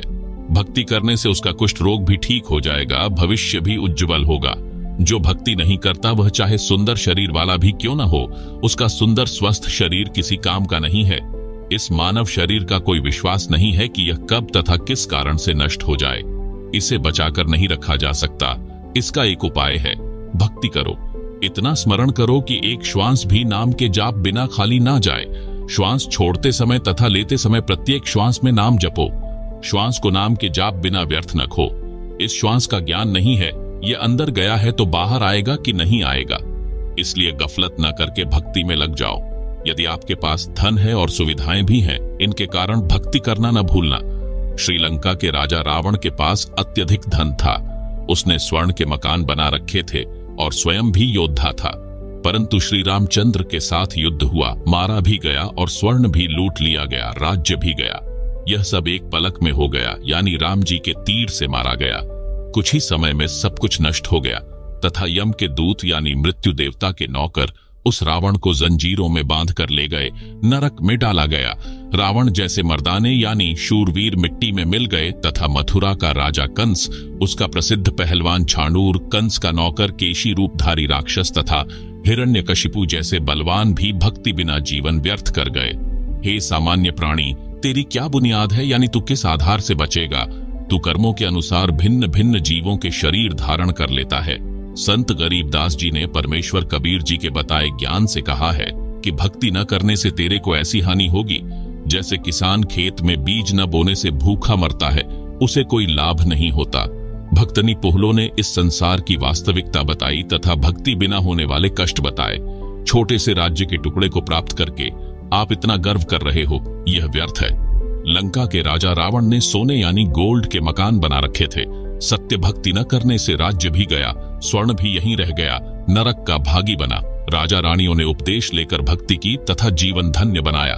आप सुन रहे हैं जगत गुरु तत्वदर्शी संत रामपाल जी महाराज द्वारा लिखित पुस्तक धरती ऊपर स्वर्ग का पेज नंबर 22। महाकष्ट मोल लेते हैं। एक व्यक्ति ने दीक्षा लेने के बाद बताया कि मेरे साले ने लड़की का रिश्ता करना था। लगभग 10 लाख के सोने गोल्ड के आभूषण बनवाए, कीमती सामान, कपड़े, फ्रीज, एसी, मोटरसाइकिल, सिलाई की मशीन आदि लाकर रखे, जो कानून से बचने के लिए लड़के वालों के घर विवाह से 1 महीना पहले देकर आने थे, क्योंकि विवाह के समय नहीं दे ले सकते, कानूनी गलत है। जिस दिन भेजने थे उसी रात्रि में 10-12 व्यक्ति आए। 4 व्हीलर ले रखा था, सारा सामान लाद ले गए। घर वालों ने सोचा कि मंगत राम, साले का नाम, सामान लेकर जा रहा है। सब सोते रहे। सुबह मंगत राम उठा तो घर खाली था। पता चला तो पेट पकड़कर बैठ गया। भेद भी नहीं लगा। घर गांव से बाहर की ओर था, गांव का अंतिम घर था। कर्ज लिया, इतना ही सामान फिर लाया, हाथों हाथ आगे पहुंचाया। यह गलत रीति रिवाज के कारण महाकष्ट मोल ले रखा है। ऐसी ऐसी अनेकों घटना होती हैं। यह दुख सब पुराने रीति रिवाजों, परंपराओं की देन है जो हमने स्वयं लाद रखा है। हम यानी संत रामपाल जी के अनुयायी इसको नहीं लादते। बेटी का विश्वास परमात्मा पर दृढ़ करते हैं, जो सत्य भी है। हमारी बेटियों तथा बेटों में परमात्मा के संविधान की पूर्ण रूप से समझ है। संत गरीबदास जी गांव छुड़ानी जिला झज्जर वाले ने कहा है, तुमने उस दरगाह का महल नहीं देखा, धर्मराय के तिल तिल का लेखा। अर्थात संत गरीबदास जी ने कहा है कि आपने धर्मराय यानी परमात्मा का न्यायाधीश का महल यानी न्यायालय नहीं देखा, जहां पर एक एक तिल यानी दाने दाने, पैसे पैसे का लेखा, अकाउंट होता है। एक कथा जो सब शंकाओं का समाधान कर देती है। कृपया सुने यह कहानी। एक लेवा एक देवा दूतम, कोई किसी का पिता न पूतम। एक किसान के घर एक पुत्र उत्पन्न हुआ। पुत्र 8 वर्ष का हुआ तो पत्नी की मृत्यु हो गई। किसान के पास 16 एकड़ जमीन थी। कुछ वर्ष पश्चात किसान ने दूसरी शादी की। उस पत्नी से भी एक पुत्र उत्पन्न हुआ। कुछ वर्ष पश्चात उस पत्नी की भी मृत्यु हो गई। किसान का प्रथम पत्नी वाला पुत्र 16 वर्ष का हुआ, उसका विवाह कर दिया। किसान की भी मृत्यु हो गई। छोटा लड़का 10-12 वर्ष की आयु में रोगी हो गया। कुछ दिन उपचार कराया, फिर बड़े भाई यानी मौसी का बेटा ने तथा उसकी पत्नी ने विचार किया कि उपचार पर क्यों खर्च किया, यदि मर गया तो इसके हिस्से के 8 एकड़ जमीन अपने पास रह जाएगी। यह विचार करके पड़ोस के गांव से जो वैद्य उपचार के लिए आता था उससे कहा कि इस लड़के को औषधि में विष मिलाकर दे दो, हम आपको धन दे देंगे। 500 रुपये के लालच में वैद्य ने उस लड़के को औषधि में विष खिलाकर मार दिया। गांव वालों को बताया गया कि रोग के कारण मृत्यु हो गई। किसी को शंका नहीं हुई, बच्चे की मृत्यु रोग के कारण हुई मान ली। आप सुन रहे हैं जगतगुरु तत्वदर्शी संत रामपाल जी महाराज द्वारा लिखित पुस्तक धरती ऊपर स्वर्ग का पेज नंबर 23। उस मौसी के बेटे की मृत्यु के 1 वर्ष पश्चात बड़े भाई को पुत्र प्राप्त हुआ। खुशी का ठिकाना नहीं रहा। बच्चे के जन्म की खुशी में जीवनवार यानी लंगर किया। पूरे गांव में मिठाई बांटी गई। उसके पश्चात कोई संतान नहीं हुई। इकलौते पुत्र को प्रेम से पाला, अच्छा घी दूध दही खिला पिलाकर हष्ट पुष्ट कर दिया। 16 वर्ष की आयु में विवाह कर दिया। उस समय बाल विवाह को गर्व की बात माना जाता था। वह लड़का रोगी हो गया।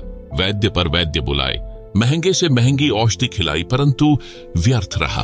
उस समय 1 महीने में 1-1 हजार की औषधि खिलाई गई। हीरा तथा मोती भस्म भी औषधि में मिलाकर लड़के को खिलाया गया, जिस कारण से 8 एकड़ जमीन भी बेचनी पड़ी। परंतु रोग घटने की बजाय बढ़ता ही चला गया और अंतिम दिन आ गया। लड़के का पिता चिंतित अवस्था में पुत्र के पास बैठा था। उसी समय लड़का बोला, भाई साहब एक काम कर। पिता ने कहा कि बेटा मैं तेरा पिता हूं। लड़का बोला कि मैं तेरा वह भाई हूं जिसको आपने विष देकर मरवाया था। मैं ही अपना बदला लेने आपके पुत्र रूप में जन्मा हूं। उस लड़के की माताजी भी वहीं विराजमान थी। लड़का बोला कि 8 एकड़ जमीन मेरे हिस्से की थी, वह मैंने वसूल कर ली है। अब केवल कफन तथा लकड़ियों का हिसाब शेष है, उसकी तैयारी करो। यह बात सुनकर पिता उर्फ भाई का मुख फटा का फटा रह गया। अपने किए पर दोनों पति पत्नी ने पश्चाताप किया। परमात्मा का विधान अटल है। बड़े भाई ने पुत्र रूप में जन्मे छोटे भाई से प्रश्न किया कि हमने लालच में आकर जो पाप किया, हमें तो परमात्मा ने फल दे दिया। जिस उद्देश्य के लिए आपकी जान ली थी वह 8 एकड़ जमीन गई तथा अन्य संतान है नहीं। यह शेष जमीन कोई और ही लेगा। हमारा तो नाश हुआ सो हुआ, यह तो होना ही चाहिए था। परमात्मा ने न्याय किया। परंतु जो लड़की आपकी पत्नी रूप में आई है, इसने कौन सा अपराध किया है जिस कारण से यह सती प्रथा के तहत आपके साथ जिंदा जलाई जाएगी? इसके साथ भगवान ने अन्याय किया है। छोटा भाई उर्फ पुत्र बोला कि मेरी मृत्यु के 2 वर्ष पश्चात वह वैद्य मर गया था जिसने मुझे 500 रुपये के लालच में विष देकर मारा था। यह पत्नी वही वैद्य यानी डॉक्टर वाली आत्मा है। इसको वह फल मिलेगा, जिंदा जलाई जाएगी। उस समय सती प्रथा जोरों पर थी। पति की मृत्यु के पश्चात पत्नी को जिंदा उसी चिता में जलाया जाता था। प्रिय पाठकों, विचार करो, परमात्मा की दृष्टि से कुछ नहीं छुपा है। जैसा करेगा वैसा भरना पड़ेगा। प्रत्येक परिवार इसी प्रकार संस्कार के कारण एक दूसरे से जुड़ा है। कोई पूर्व जन्म का कर्ज उतारने के लिए जन्मा है, कोई पूर्व जन्म का कर्ज लेने जन्मा है। अनेकों उदाहरण। नंबर 1, पिता ने लड़के को पढ़ाया, शादी से 2 दिन पहले दुर्घटनाग्रस्त होकर मर गया। वह अपना कर्ज पिता से लेने आया था। नंबर 2, बेटा जवान हुआ, कार्य करके निर्वाह करने लगा। पिता रोगी हो गया, लाखों रुपये लगे, व्यर्थ रहे, मर गया। यह पिता पिछले जन्म का कर्ज लेने आया था, कुछ देने आया था। नंबर 3, लड़की का विवाह किया, 2 वर्ष पश्चात लड़की मर गई, बहुत दहेज दिया था। वह दामाद पूर्व जन्म के ऋण के बदले में लड़की भी ले गया और धन भी। वर्तमान में जो किसी के साथ धोखा करके धन हड़प लेते हैं, वह धन अगले जन्म में दामाद बनकर वसूलेगा। परमात्मा का अटल विधान है, बुद्धिमान को संकेत ही पर्याप्त है। आप सुन रही हैं जगतगुरु तत्वदर्शी संत रामपाल जी महाराज द्वारा लिखित पुस्तक धरती ऊपर स्वर्ग का पेज नंबर 24। उपरोक्त केवल कथा नहीं है, यह हकीकत है। कोई यह कहता है कि यह तो डराने के लिए कथा बनाई, किसने देखा है क्या होगा। जैसे चोर को भद्र पुरुष समझाते हैं कि भाई चोरी मत किया कर, जब पकड़ा जाएगा तो पहले तो जनता पिटाई करेगी, फिर पुलिस पीटेगी और जेल में भी कष्ट उठाना पड़ेगा। यदि कोई कहे कि यह तो चोर को डराने के लिए कहा है, किसने देखा है कि आगे क्या होता है। विचार करें कि चोर को सच्चाई से अवगत करवाकर डराया है और सच्चाई भी है। यदि चोर सच्चाई से डरकर चोरी करना त्याग देगा तो उसकी भलाई है।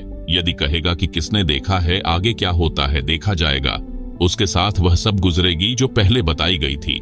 इसी प्रकार जो उपरोक्त कथा को केवल समझाने डराने के लिए ही मानेगा तो उसका दुर्भाग्य होगा।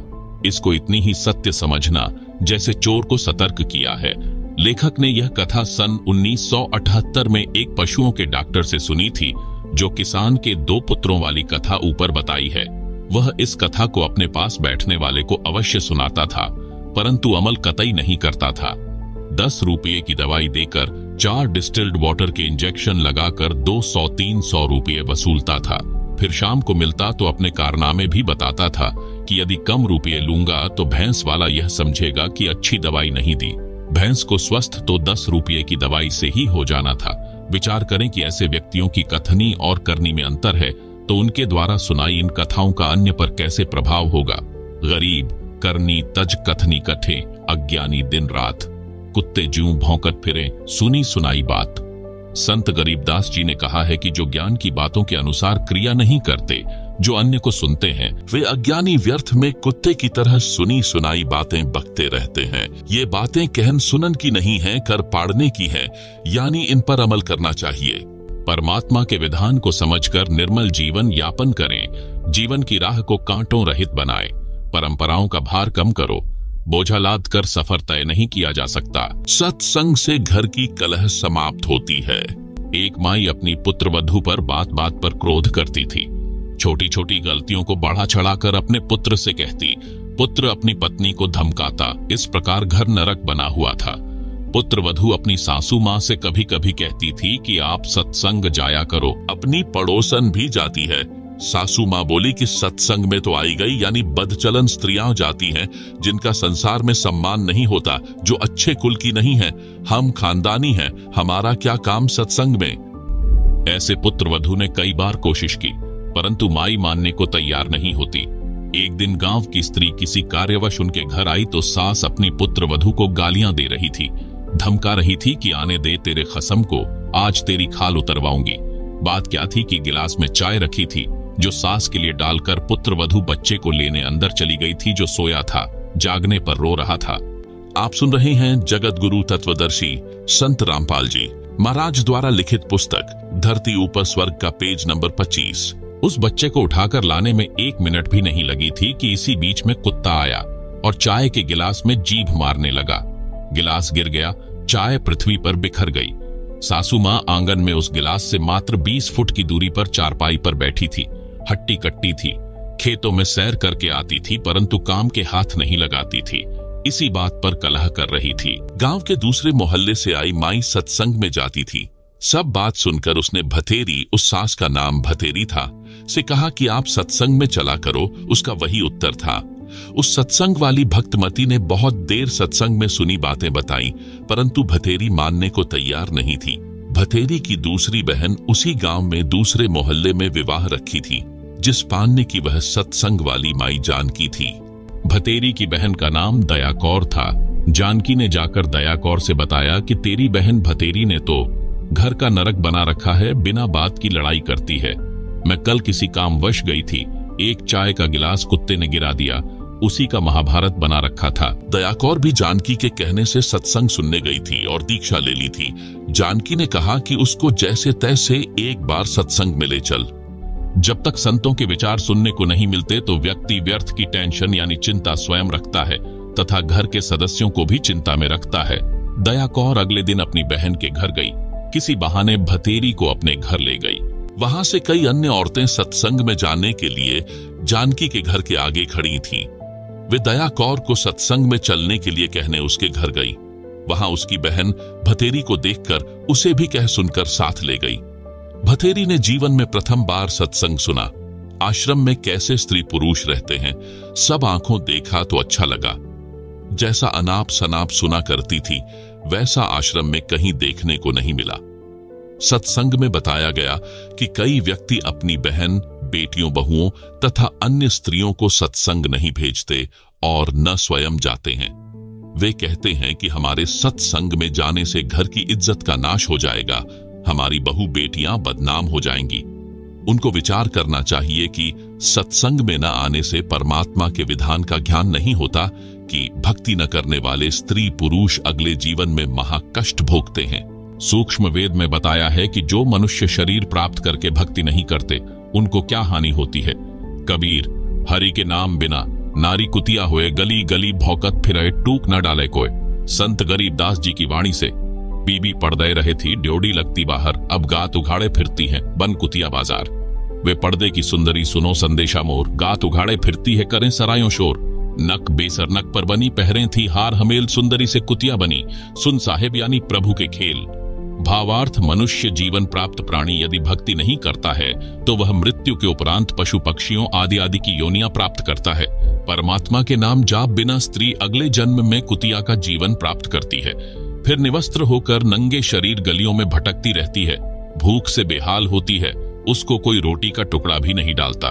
आप सुन रहे हैं जगत गुरु तत्वदर्शी संत रामपाल जी महाराज द्वारा लिखित पुस्तक धरती ऊपर स्वर्ग का पेज नंबर 26। जिस समय वह आत्मा स्त्री रूप में किसी राजा, राणा तथा उच्च अधिकारी की बीवी यानी पत्नी थी, वे उसके पूर्व जन्मों के पुण्यों का फल था जो कभी किसी जन्म में भक्ति धर्म आदि किया था। वह सर्व भक्ति तथा पुण्य स्त्री रूप में प्राप्त कर लिए। वह आत्मा उच्च घरानों की बहु बेटियां थीं। तब पर्दों में रहती थी, काजू किशमिश डालकर हलवा तथा खीर खाती थी, उनका झूठा छोड़ा हुआ नौकरानियां खाती थी। उनको सत्संग में नहीं जाने दिया जाता था क्योंकि वे उच्च घरानों की बहुएं तथा बेटियां थीं। घर से बाहर जाने से बेइज्जती मानती थी। बड़े घरों की इज्जत इसी में मानी जाती थी कि बहु बेटियों का पर्दों में घर में रहना उचित है। इन कारणों से वह पुण्यात्मा सत्संग विचार न सुनने के कारण भक्ति से वंचित रह जाती थी। उस मानव शरीर में वह स्त्री गले में 9-9 लाख रुपये के हमेल यानी हार पहनती थी, नाक में सोने की नाक पहनती थी, उसी हार सिंगार में अपना जीवन धन्य मानती थी। भक्ति न करने से वे अब कुतिया का जीवन प्राप्त करके नंगे शरीर गलियों में एक एक टुकड़े के लिए तरस रही होती है। शहर में पहले सराय यानी धर्मशाला होती थी। यात्री रात्रि में उनमें रुकते थे, सुबह भोजन खाकर प्रस्थान करते थे। वह पर्दे में रहने वाली सुंदर स्त्री कुतिया बनकर धर्मशाला में रुके यात्री का डाला टुकड़ा खाने के लिए सराय यानी धर्मशाला में भौंकती है। रोटी का टुकड़ा धरती पर डाला जाता है, उसके साथ कुछ रेत मिट्टी भी चिपक जाती है। वह सुंदरी जो काजू किशमिश युक्त हलवा खीर खाती थी, भक्ति नहीं करती थी, उस रेत मिट्टी युक्त टुकड़े को खा रही है। यदि मनुष्य शरीर रहते रहते पूरे संत से नाम लेकर भक्ति कर लेती तो ये दिन नहीं देखने पड़ते। कबीर, हरि के नाम बिन राजा ऋषभ होए, मिट्टी लदे कुम्हार के घास न नीरई कोए। भगवान की भक्ति न करने से राजा गधे का शरीर प्राप्त करता है, कुम्हार के घर पर मिट्टी ढोता है, घास स्वयं जंगल में खाकर आता है, फिर पीछे तू पशुआ कीजय दीजय बैल बनाए, 4 पहर जंगल में डोले तो नहीं उधर भर आए। सिर पर सींग दिए मन बौरे, दूम से मच्छर उड़ाए, कांधे जुआ जोते कुआं, कोंदों का भुस खाए। भावार्थ, गधे का शरीर पूरा करके वह प्राणी बैल की योनि प्राप्त करता है। मानव शरीर में जीव को कितनी सुविधाएं प्राप्त थी। भूख लगते ही खाना खाओ, दूध पियो, चाय पियो, प्यास लगे तो पानी पी लो। भक्ति न करने से वही प्राणी बैल बनकर सुबह से शाम तक 4 पहर अर्थात 12 घंटे तक जंगल में फिरता है, हल में जोता जाता है। दिन में केवल 2 बार आहार बैल को खिलाया जाता है, दोपहर 12 बजे तथा रात्रि में, परंतु बैल को बीच में भूख लगी है और चारों ओर चारा भी पड़ा होता है, लेकिन खा नहीं सकता। हाली उसको घास नहीं खाने देता। पानी भी समय पर दिन में 2 या 3 बार पिलाया जाता है। सिर पर सींग तथा एक दुम यानी पूंछ लगे होंगे।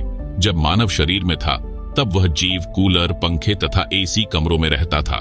अब एक दुम है, इसको चाहे कूलर की जगह चाहे पंखे की जगह प्रयोग करो, उसी से मच्छर उड़ाता है। सत्संग में यह भी बताया गया कि घर में कलह का कारण परमात्मा के विधान को न समझकर संसार के भाव में चलना है। घर का कोई सदस्य घर में हानि नहीं करना चाहता, किसी कारण से हानि हो जाती है तो उसको लेकर कलह नहीं करनी चाहिए। आप सुन रहे हैं जगत गुरु तत्वदर्शी संत रामपाल जी महाराज द्वारा लिखित पुस्तक धरती ऊपर स्वर्ग का पेज नंबर 27। जो हानि होनी थी वह तो हो चुकी है, वह तो ठीक होनी नहीं। व्यर्थ की कलह करना समझदारी नहीं है। जिससे गलती से कोई हानि हो जाती है तो उसे कहना चाहिए, हे बेटा बेटी, माता पिता या सास बहू, यह जो हो गया ये अपने भाग्य में नहीं था, आपने जानबूझकर तो किया नहीं है। इस बात से घर में शांति कायम रहती है, कलह में काल निवास करता है। भूत प्रेतों का उस घर में डेरा होता है। जो कलह नहीं करते वे सुख से बसते हैं। जिस घर में नाम का सुमरण तथा परमात्मा की भक्ति यानी आरती स्तुति ज्योति यज्ञ होती है, उस घर में परमात्मा के आदेश से देवताओं का निवास होता है। सत्संग सुनकर सब अपने अपने घर चली गई। सत्संग दिन के 12 बजे से 2 बजे तक हुआ था। पुत्रवधू को पता नहीं था कि सासू मां सत्संग में गई थी। अगले दिन सुबह भैंस का दूध निकालकर पुत्रवधू उस दूध की भरी बाल्टी को छत में लगे कुंडे वाले सरिये में प्रतिदिन की तरह टांगने लगी। उसे लगा कि बाल्टी टंग गई, परंतु सरिये के उल्टी ओर बाल्टी का कड़ा लगा था। पुत्रवधू ने सोचा कि ठीक लगा है और बाल्टी छोड़ दी। बाल्टी पृथ्वी पर गिर गई, दूध बिखर गया। आवाज सुनकर भतेरी आई और पुत्रवधू दूध की बजाय सासू मां की ओर मायूसी से देख रही थी। बोलना उचित नहीं समझा, क्योंकि पुत्रवधू को पता था कि सासू मां किसी भी सफाई के वचन नहीं सुनती थी। सोच रही थी कि आज का सारा दिन कलह में जाएगा। शाम को पति आएगा, उससे भी पिटाई करवाएगी। हे परमात्मा, ये कौन बनी? ऐसी गलती तो कभी नहीं हुई थी। हे सतगुरु, कुछ तो दया करो। मैं तो आपकी भक्ति भी भूलने को हो रही हूँ। मुझे तो सारा दिन सासू मां के श्लोक याद रहते हैं। भतेरी बोली, बेटी, जो होना था वह हो गया। आज हमारे भाग्य में दूध है नहीं, चिंता ना कर। इस दूध को ऊपर से हाथों से बाल्टी में डालकर भैंस को पिला दे। यह कहकर जो नाम दीक्षा ली थी उसका जाप करने लग गई। पुत्रवधू को अपने कानों पर विश्वास नहीं हो रहा था। सोच रही थी कि माताजी आज पता नहीं कौन सा स्टेशन यानी रेडियो आकाशवाणी पकड़ गई। ये शीतल वचन भतेरी की बोरी यानी बारदाना में नहीं थे, इसमें खल भरी थी। आसपास से निकलती थी, तब भी बड़बड़ की झल निकलती थी। पुत्रवधू का नाम निशा था। वह सोच रही थी कि निशा, आज रात्रि में तेरी बुरी होगी दशा। निशा की सोच थी कि मेरे पति को बताएगी। वह माता की बात सुनकर मेरी कुछ नहीं सुनता, अच्छी बुरी कहेगा, सारा दिन और रात्रि रोने में जाएगी। निशा ने धरती पर पड़ा दूध बाल्टी में डालकर भैंस को पिला दिया। बाल्टी धोकर रख दी। भतेरी आई और बोली कि बेटी, रोटी खा ले, चिंता मत कर। बेटी, मैं कल मेरी बहन दया कौर के साथ दिन में सत्संग में गई थी। मेरी तो आंखें खुल गईं। मैं तो बहुत कलहारी बनी हुई थी। बेटी, हो सके तो क्षमा कर देना। पीछे हुआ सो हुआ, आगे से अपनी बेटी को पलकों पर रखूंगी। मेरी असली बेटी तो तू है, जन्मी बेटी तो अगलों की थी। वह चली गई, अपना दुख सुख साझा है। मेरी तो एक दिन के सत्संग ने ही आंखें खोल दी। बेटी, अगले रविवार को आप भी चलना, मैं भी चलूंगी। धीरे धीरे बेटे यानी निशा के पति को भी ले चलेंगे। लड़के ने भी दीक्षा ले ली। घर स्वर्ग बन गया। आप सुन रहे हैं जगत गुरु तत्वदर्शी संत रामपाल जी महाराज द्वारा लिखित पुस्तक धरती ऊपर स्वर्ग का पेज नंबर 28। विवेचन। इस पुस्तिका में सर्वप्रथम बताया गया है कि कर्म से सुख व कर्म से दुख होता है। पूर्व के जन्मों में किए अच्छे बुरे कर्मों के कारण सुख यानी स्वर्ग तथा दुख यानी नरक होता है। दुख का कारण पाप होता है। जैसे पैर में कांटा लग जाता है तो पीड़ा होती है। पीड़ा कांटे के कारण होती है। यदि कांटा निकाल दिया जाए तो दर्द बंद हो जाता है, क्योंकि दुख कांटे के कारण था। इसी प्रकार पूर्ण परमात्मा कबीर जी की भक्ति करने से पाप नाश यानी समाप्त हो जाता है। जीव सुखी हो जाता है। वह भक्ति करने की विधि व मंत्र दास के पास हैं, जिससे आपको परमात्मा सुखी कर देगा। साधक का पाप नष्ट हो जाएगा, घर स्वर्ग बन जाएगा। वेदों में प्रमाण। वेद भी इस बात के गवाह हैं। प्रमाण के लिए यजुर्वेद अध्याय 8 के मंत्र 13 की फोटोकॉपी दी गई है, जिसे आप पुस्तक में देख व पढ़ सकते हैं, जिसका अनुवाद आर्य समाज प्रवर्तक महर्षि दयानंद सरस्वती जी द्वारा किया गया है। अनुवादक ने परमात्मा को सबका उपकारक मित्र कहा है। वास्तव में सच्चा साथी परमात्मा ही है। जिंदे जी भी साथी, मृत्यु के बाद भी मित्र रहता है। इस संसार के सब नाते यहीं तक हैं।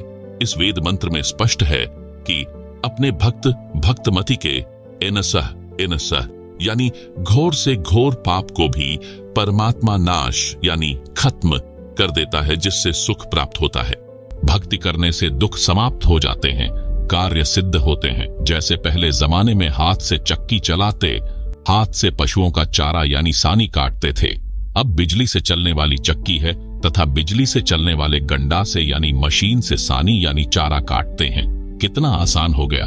इसी प्रकार परमात्मा कबीर जी यानी परम अक्षर ब्रह्म की भक्ति करने से भक्त भक्तमति के सब कार्य आसान हो जाते हैं। घर स्वर्ग बन जाता है। जन्म मृत्यु का चक्र सदा के लिए समाप्त हो जाता है। आप सुन रहे हैं जगत गुरु तत्वदर्शी संत रामपाल जी महाराज द्वारा लिखित पुस्तक धरती ऊपर स्वर्ग का पेज नंबर 29। प्रश्न, मृत्यु भोज के विषय में आपके क्या विचार हैं? उत्तर, यह व्यर्थ है, हम नहीं करते। अब तो बुद्धिमान मानव समाज भी इस पर प्रतिबंध लगाने लगा है। कबीर साहिब जी की वाणी में बताया है कि कबीर जीवित बाप गेल लट्ठम लट्ठा मुंह ये गंग पहुंचावें, अर्थात अपने पिता व माता जी के साथ जिंदे जी को उलट सुलट बोलते हैं। सब नहीं, अधिकतर मरने के पश्चात उसकी जली हुई हड्डियों को राख समेत उठाकर पुरोहित के माध्यम से गंगा के जल में प्रवाह करने जाते हैं। फिर उसका काज यानी मृत्यु भोज करते हैं। वह व्यर्थ है। अपने माता पिता को जीवित रहते खिलाओ पिलाओ, अच्छा कपड़ा पहनाओ, प्यार दो।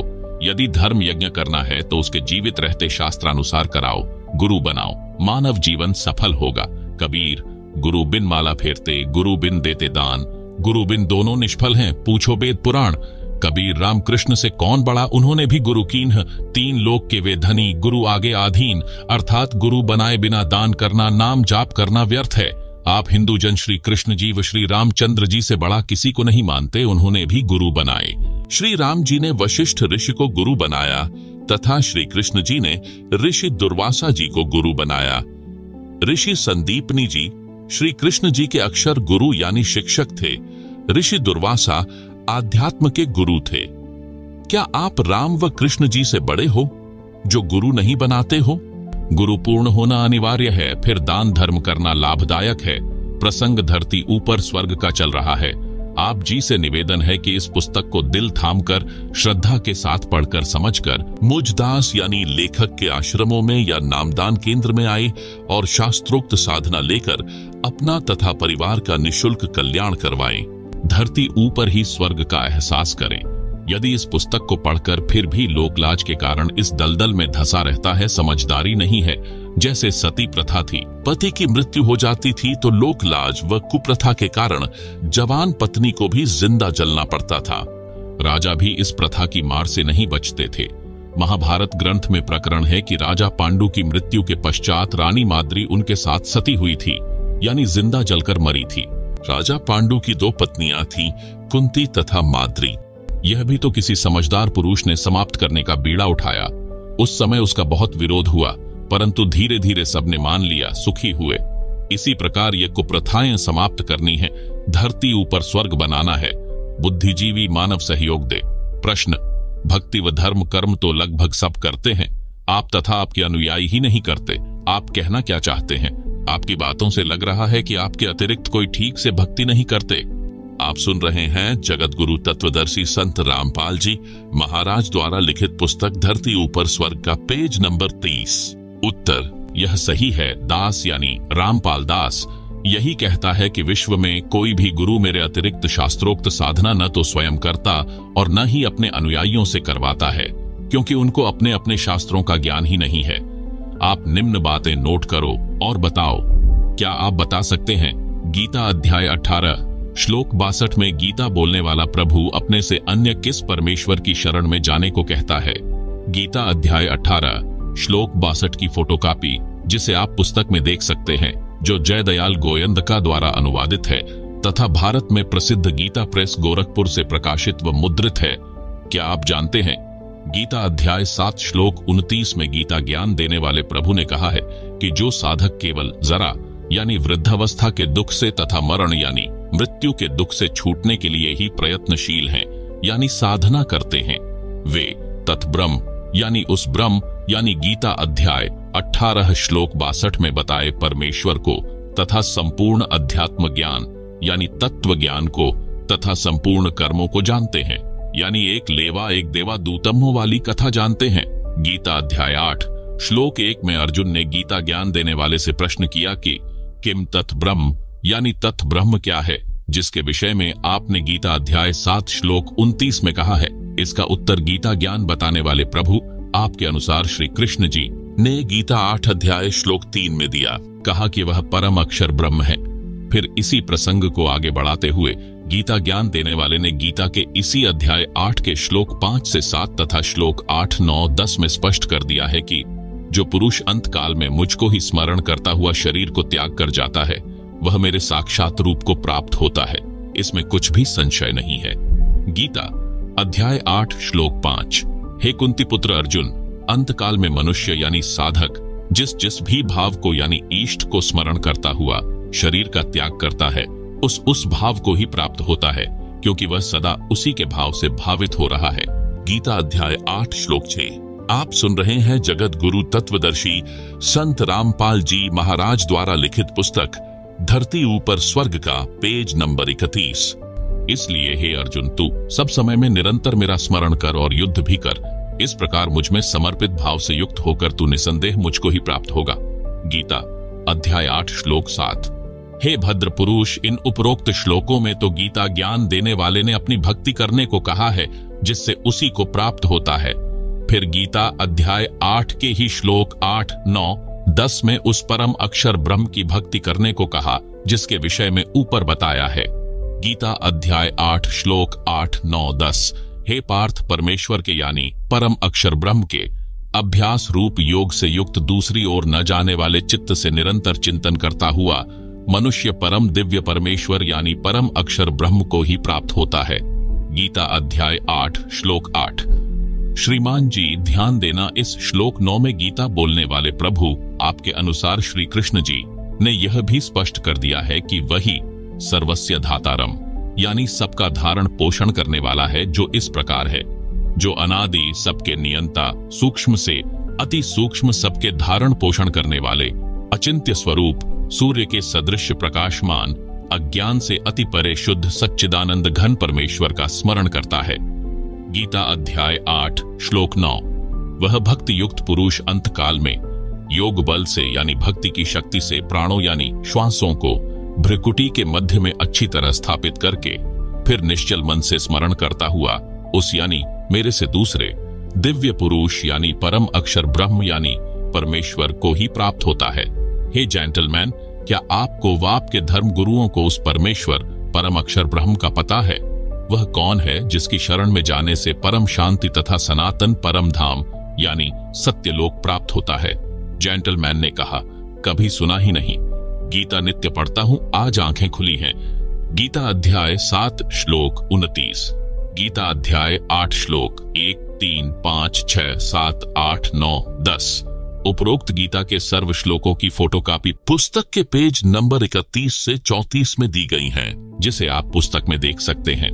आप सुन रहे हैं जगत गुरु तत्वदर्शी संत रामपाल जी महाराज द्वारा लिखित पुस्तक धरती ऊपर स्वर्ग का पेज नंबर 35। गीता बोलने वाला नाशवान है, परम अक्षर ब्रह्म अविनाशी है। प्रमाण के लिए गीता अध्याय 4 श्लोक 5, अध्याय 2 श्लोक 12, अध्याय 10 श्लोक 2 में पढ़ें, जिनमें गीता ज्ञानदाता ने अपना जन्म मृत्यु होना स्वीकारा है, तथा गीता अध्याय 2 श्लोक 17 में तथा अध्याय 15 के श्लोक 17 में अपने से अन्य यानी परम अक्षर ब्रह्म यानी परमेश्वर को अविनाशी बताया है। गीता अध्याय 18 श्लोक 62 में उसी की शरण में जाने को गीता बोलने वाले आपके अनुसार श्री विष्णु जी ने कहा है। वह परमेश्वर यानी परम अक्षर ब्रह्म कौन है, कैसा है, उसकी शरण कैसे प्राप्त होती है? जानने के लिए पृष्ठ नंबर 48 पर लिखे फोन नंबरों पर SMS करके पुस्तकें मंगाकर पढ़ें। गीता अध्याय 2 श्लोक 12, गीता अध्याय 4 श्लोक 5, गीता अध्याय 10 श्लोक 2, गीता अध्याय 2 श्लोक 17, गीता अध्याय 15 श्लोक 17। उपरोक्त गीता के सर्व श्लोकों की फोटोकॉपी पुस्तक में दी गई है, जिसे आप पुस्तक में देख सकते हैं। आप सुन रहे हैं जगत गुरु तत्वदर्शी संत रामपाल जी महाराज द्वारा लिखित पुस्तक धरती ऊपर स्वर्ग का पेज नंबर 37। गूढ़ रहस्य गीता का। हे भद्र पुरुष, हिंदू धर्म के धर्म गुरुओं को वेदों व श्रीमद् भगवत गीता का कख का भी ज्ञान नहीं है। न ऋषियों महर्षियों को ज्ञान था। सर्व धर्मों का, धर्म ग्रंथों का ज्ञान मेरे गुरुदेव स्वामी रामदेवानंद जी महाराज जी के आशीर्वाद से मुझे है। गुरुदेव जी की कृपा से गीता के गूढ़ रहस्यों को ठीक से समझा है। मेरे को मूल ज्ञान यानी तत्व ज्ञान प्राप्त हुआ है, जिसे सूक्ष्म वेद भी कहा है, जिसके कारण सर्व धर्म शास्त्रों को यथारूप में जानना सरल हो गया है। हिंदू धर्म गुरुओं को तत्व ज्ञान नहीं था, इसलिए अर्थों के अनर्थ कर रखे हैं।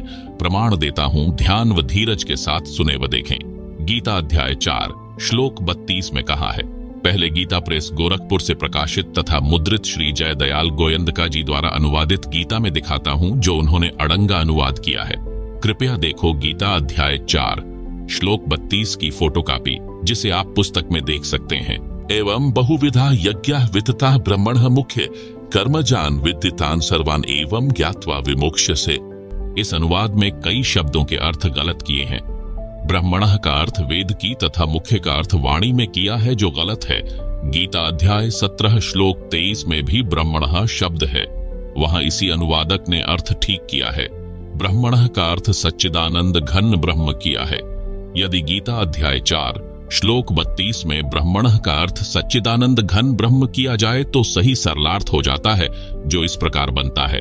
परमेश्वर सबसे ऊपर के लोक में निवास करता है, वहां से चलकर पृथ्वी पर आता है। यथार्थ अध्यात्म ज्ञान यानी तत्व ज्ञान अपने मुख कमल से बोली वाणी में बताता है।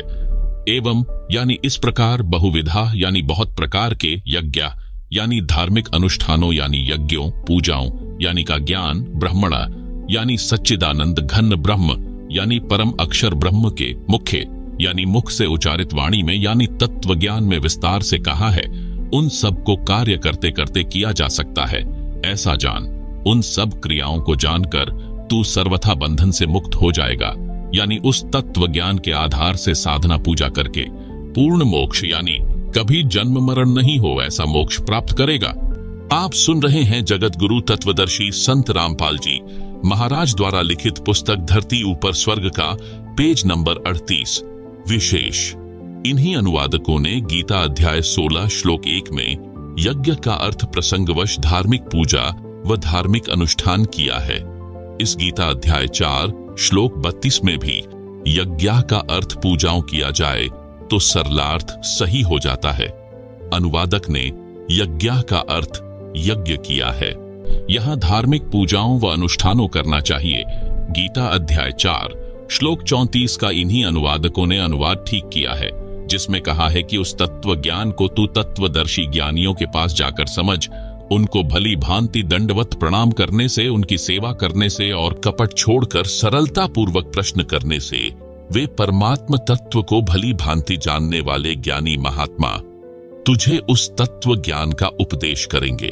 गीता अध्याय 4 श्लोक 34। कृपया देखें गीता अध्याय 17 श्लोक 23 की फोटोकॉपी, जिसमें ब्रह्मणः का अर्थ सच्चिदानंद घन ब्रह्म किया है, जिसे आप पुस्तक में देख सकते हैं।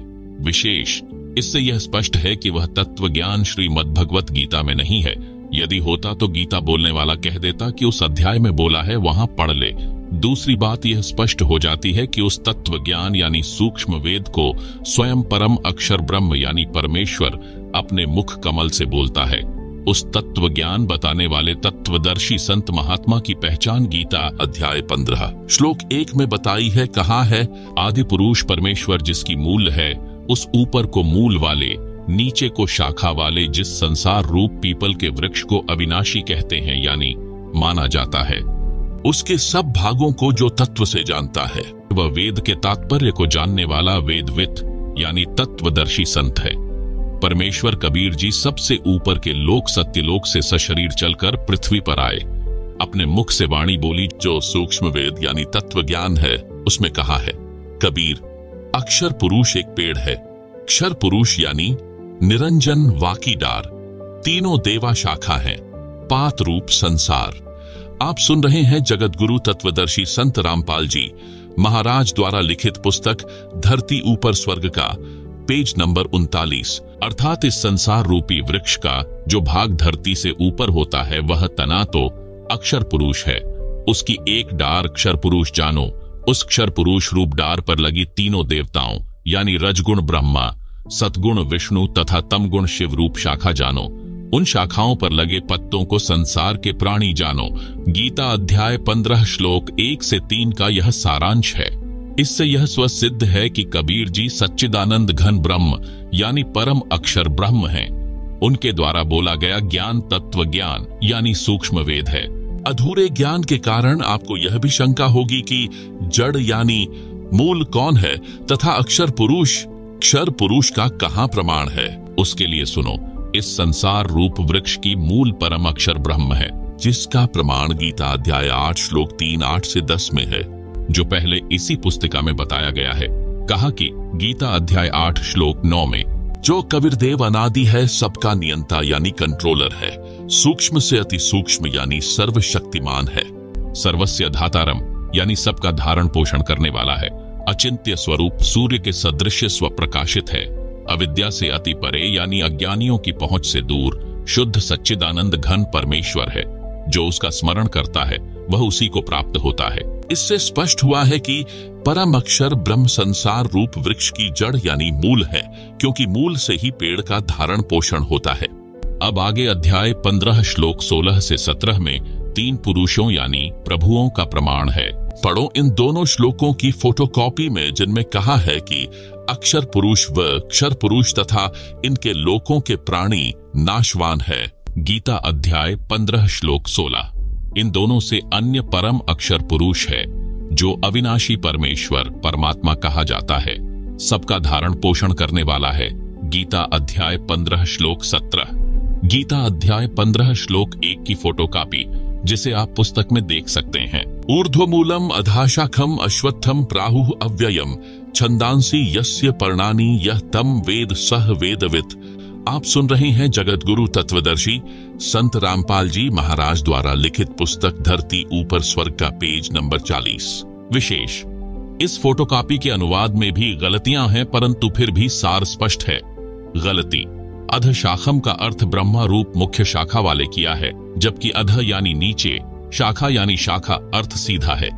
यह उनकी अज्ञानता की झलक है। इस पेज पर गीता अध्याय 15 श्लोक 16-17 की फोटोकॉपी दी गई है, जिसे आप पुस्तक में देख सकते हैं। आप सुन रहे हैं जगत गुरु तत्वदर्शी संत रामपाल जी महाराज द्वारा लिखित पुस्तक धरती ऊपर स्वर्ग के पेज नंबर 41 पर ऊपर जड़ नीचे शाखा वाला उल्टा लटका हुआ संसार रूपी वृक्ष का चित्र दिया गया है, जिसे आप पुस्तक में देख सकते हैं। आप सुन रहे हैं जगत गुरु तत्वदर्शी संत रामपाल जी महाराज द्वारा लिखित पुस्तक धरती ऊपर स्वर्ग का पेज नंबर 42। प्रश्न, आम हिंदू के मन में यह धारणा है कि संत रामपाल जी श्री ब्रह्मा जी, श्री विष्णु जी व श्री शिव जी की भक्ति छुड़वाते हैं। आप क्या कहोगे? उत्तर, जैसा कि इस पुस्तिका के प्रारंभ में बताया है कि हम यानी मेरे अनुयायी और मैं सब धार्मिक व सामाजिक क्रियाएं शास्त्र विहित यानी शास्त्रों के अनुसार करते हैं। गीता अध्याय 16 श्लोक 23 से 24 में भी यही कहा है कि शास्त्र विधि को त्याग कर अपनी मर्जी से जो मनमाना आचरण करते हुए साधना करते हैं, उनको न सुख प्राप्त होता है, न कार्य सिद्ध करने वाली सिद्धि प्राप्त होती है, न गति यानी मोक्ष होता है। इसलिए शास्त्रोक्त कर्म करो। जैसा गीता अध्याय 15 श्लोक 1 से 3 तथा 16-17 में संसार रूपी वृक्ष का उदाहरण बताया है। इस वृक्ष की मूल तो परम अक्षर ब्रह्म है, तना अक्षर पुरुष यानी अक्षर ब्रह्म है, डार यानी मोटी डाली क्षर पुरुष यानी क्षर ब्रह्म है। तीनों देवता रजगुण ब्रह्मा, सतगुण विष्णु, तमगुण शंकर शाखा हैं तथा पत्ते संसार के प्राणी हैं। दास यानी रामपाल दास ब्रह्मा विष्णु तथा शिव जी व देवी देवताओं का सम्मान करता है तथा धार्मिक कर्म शास्त्रोक्त करता व करवाता है। इसी कर्म में भक्ति की विधि शास्त्रोक्त करनी होती है। जैसे कोई आम या पीपल आदि का पौधा नर्सरी से मोल लाए तो उसको अपने घर, आंगन, खेत, बाग में रोपने के लिए गड्ढा खोदा, उसमें उस पौधे को मूल की ओर से गड्ढे में रखकर चारों ओर मिट्टी लगाई, फिर सिंचाई की, पौधा पेड़ बना, लाभ मिला। यदि कोई अनजान उस पौधे को शाखाओं की ओर से गड्ढे में रखकर मिट्टी लगाकर सिंचाई करे, क्या वह पेड़ बनेगा? कभी नहीं, नष्ट हो जाएगा। ठीक इसी प्रकार हम शास्त्रों में बताए अनुसार भक्ति रूपी पौधा रोपते यानी लगाते हैं, जो शास्त्र विधि अनुसार है, लाभदायक है। यानी गीता अध्याय 3 श्लोक 14-15 में भी स्पष्ट किया है कि अविनाशी परमात्मा यानी परम अक्षर ब्रह्म जो धार्मिक अनुष्ठानों में यानी यज्ञों में प्रतिष्ठित है, अर्थात उसी को इष्ट मानकर धार्मिक अनुष्ठान पूजाएं यानी यज्ञ आदि करने चाहिए। कृपया देखें सीधा तथा उल्टा बीजा यानी रोपा हुआ भक्ति रूपी पौधे के चित्र तथा पढ़ें गीता अध्याय 3 श्लोक 14-15 की फोटोकॉपी, जिन्हें आप पुस्तक में देख सकते हैं। आप सुन रहे हैं जगत गुरु तत्वदर्शी संत रामपाल जी महाराज द्वारा लिखित पुस्तक धरती ऊपर स्वर्ग के पेज नंबर 43 पर शास्त्र विरुद्ध साधना अर्थात उल्टा बीजा हुआ भक्ति रूपी पौधे का चित्र दिया गया है, जिसे आप पुस्तक में देख सकते हैं।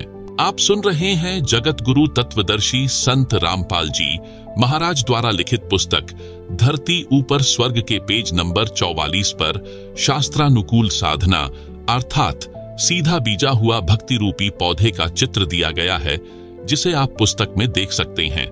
आप सुन रहे हैं जगत गुरु तत्वदर्शी संत रामपाल जी महाराज द्वारा लिखित पुस्तक धरती ऊपर स्वर्ग का पेज नंबर 45। गीता अध्याय 3 श्लोक 14। अन्नात् भवन्ति भूतानि पर्जन्यात् अन्न संभवः यज्ञात् भवति पर्जन्यः यज्ञः कर्म समुद्भवः। गीता अध्याय 3 श्लोक 15। कर्म ब्रह्मोद्भवम् विद्ये ब्रह्म अक्षर समुद्भवम् तस्मात् सर्वगतम् ब्रह्म नित्यम यज्ञ प्रतिष्ठितम। विशेष गीता अनुवादकों ने इन उपरोक्त श्लोकों के अनुवाद में भी ब्रह्म शब्द का गलत अर्थ वेद किया है, जबकि यहाँ पर ब्रह्म का अर्थ ब्रह्म ही रहना चाहिए, जिसका भावार्थ है कि सब प्राणी अन्न से उत्पन्न होते हैं। अन्न वर्षा से होता है। वर्षा शास्त्र विधि अनुसार किए जाने वाले यज्ञों यानी धार्मिक पूजाओं से होती है। कर्म ब्रह्म यानी काल ज्योति निरंजन यानी क्षर पुरुष से उत्पन्न हुए तथा ब्रह्म को यानी काल ज्योति निरंजन को तू अविनाशी परमात्मा, जिसका वर्णन गीता अध्याय 2 श्लोक 17, गीता अध्याय 8 श्लोक 3, 8 से 10 में तथा गीता अध्याय 15 श्लोक 17 में है। उस परम अक्षर ब्रह्म से उत्पन्न हुआ जान वही परम अक्षर परमात्मा यानी परम अक्षर ब्रह्म जो सर्वव्यापक है, यज्ञों में प्रतिष्ठित है यानी इष्ट रूप में मूल रूप में पूज्य है। कबीर परमेश्वर जी ने सूक्ष्म वेद यानी तत्व ज्ञान में बताया है कि कबीर एकई साधे सब सधै, सब साधे सब जाए, माली सींचे मूल को फूले फले अघाए। अर्थात पौधे की मूल को मिट्टी में गाड़कर सिंचाई करने से पौधे के सब भाग तना डार शाखा तथा पत्ते विकास करेंगे। एक के साधने से सब सध जाएंगे। यदि पौधे को उल्टा बीज यानी रोप कर शाखाओं की सिंचाई करेंगे तो सब नष्ट हो जाएंगे, क्योंकि यह विधि गलत है। आप सुन रहे हैं जगत गुरु तत्वदर्शी संत रामपाल जी महाराज द्वारा लिखित पुस्तक धरती ऊपर स्वर्ग का पेज नंबर 46। इसी प्रकार परम अक्षर ब्रह्म रूप मूल को इष्ट रूप में मानकर पूजा करेंगे तो सब देवता प्रफुल्लित होंगे यानी बढ़ेंगे, यानी उनके पास हमारे धर्म कर्म शास्त्र प्रमाणित संग्रहित यानी जमा हो जाएंगे। वे फिर हमारे कर्मों का फल हमें देते रहेंगे, बिना मांगे देंगे। गीता अध्याय 3 श्लोक 10 से 15 तक यही विस्तार पूर्वक बताया है कि शास्त्र अनुसार साधना भक्ति करके देवताओं यानी वृक्ष की शाखा रूपी देवताओं को बढ़ाओ। शास्त्रोक्त विधि से बढ़ाए हुए देवता तुमको बिना मांगे ही फल देंगे। जैसे पौधा पेड़ बना तो सब तना डार शाखा बढ़ी विकास हुआ, फिर शाखाओं को फल लगेंगे, बिना मांगे ही लगेंगे, यानी शास्त्र विधि अनुसार साधना करने से हमारे धर्म कर्म बनेंगे। वे इन देवताओं ब्रह्मा विष्णु तथा शिव जी के पास जमा होते रहेंगे। ये कर्म फल ही देते हैं, ईमानदारी से देते हैं, बिना मांगे ही देंगे, क्योंकि हमारे शास्त्र अनुसार भक्ति कर्म है। अन्य जो शास्त्र विधि त्याग कर मनमाना आचरण करते हैं उनके कोई धर्म कर्म यानी पुण्य नहीं बनते, उनको कोई लाभ नहीं होता। इसलिए हम परम अक्षर ब्रह्म को इष्ट रूप में प्रतिष्ठित करके शास्त्रोक्त भक्ति करते हैं, जिससे सुख भी मिलता है, सिद्धि की प्राप्ति भी होती है, जिससे कार्य सिद्ध होते हैं तथा गति यानी मुक्ति भी होती है। मैं शास्त्र विधि यानी शास्त्रों के अनुसार भक्ति करने को कहता हूँ, भक्ति छुड़वाता नहीं हूँ। गीता अध्याय 3 श्लोक 10, 11, 12, 13 की फोटो कापियां दी गई हैं, जिन्हें आप पुस्तक में देख सकते हैं। आप सुन रहे हैं जगत गुरु तत्वदर्शी संत रामपाल जी महाराज द्वारा लिखित पुस्तक धरती ऊपर स्वर्ग का पेज नंबर 48। हे जेंटलमैन, इस प्रकार गीता को मेरे अतिरिक्त किसी ने नहीं समझाया, क्योंकि किसी को ज्ञान ही नहीं है। मैं इसीलिए कहता हूं कि मेरे अतिरिक्त कोई भी सही साधना नहीं करवाता। हम अविनाशी परमेश्वर यानी परम अक्षर ब्रह्म की भक्ति इष्ट मानकर करते हैं, जो सबका धारण पोषण करने वाला है, जो गीता ज्ञान बताने वाले से अन्य है, जो पाप काटकर सुखी करता है। उल्टे लटके संसार रूप वृक्ष के चित्र को तथा उल्टे सीधे भक्ति रूपी पौधों के चित्रों को ध्यान से देखो, सब आसानी से समझ आ जाता है। विश्व के मानव से अनुरोध करता हूं कि सारा जहान इसी परमेश्वर की शरण में आए और परम शांति यानी पूर्ण मोक्ष को तथा सनातन परम धाम यानी सत्यलोक को प्राप्त करके सदा सुखी रहे। अधिक जानकारी के लिए निम्न संपर्क सूत्रों पर संपर्क करें। इस पुस्तिका को या अन्य पुस्तक ज्ञान गंगा, गीता तेरा ज्ञान अमृत, व जीने की राह आदि को निशुल्क मंगवाएं। एसएमएस में अपना पूरा पता, फोन नंबर लिखें। पुस्तक आपके घर पहुंच जाएगी। एक बार में एक पुस्तक के लिए एसएमएस करना होगा। एक से अधिक एक एसएमएस पर नहीं भेजी जाएंगी। एक पढ़ो, फिर दूसरी निशुल्क मंगाओ। प्रचार प्रसार समिति बरवाला। संपर्क सूत्र 7496801825, 7496801823, 7496801825, 7496801823। धन्यवाद। सर्व मानव समाज का शुभ चिंतक रामपाल दास, सतलोक आश्रम, बरवाला जिला, हिसार, हरियाणा, भारत। सत साहिब।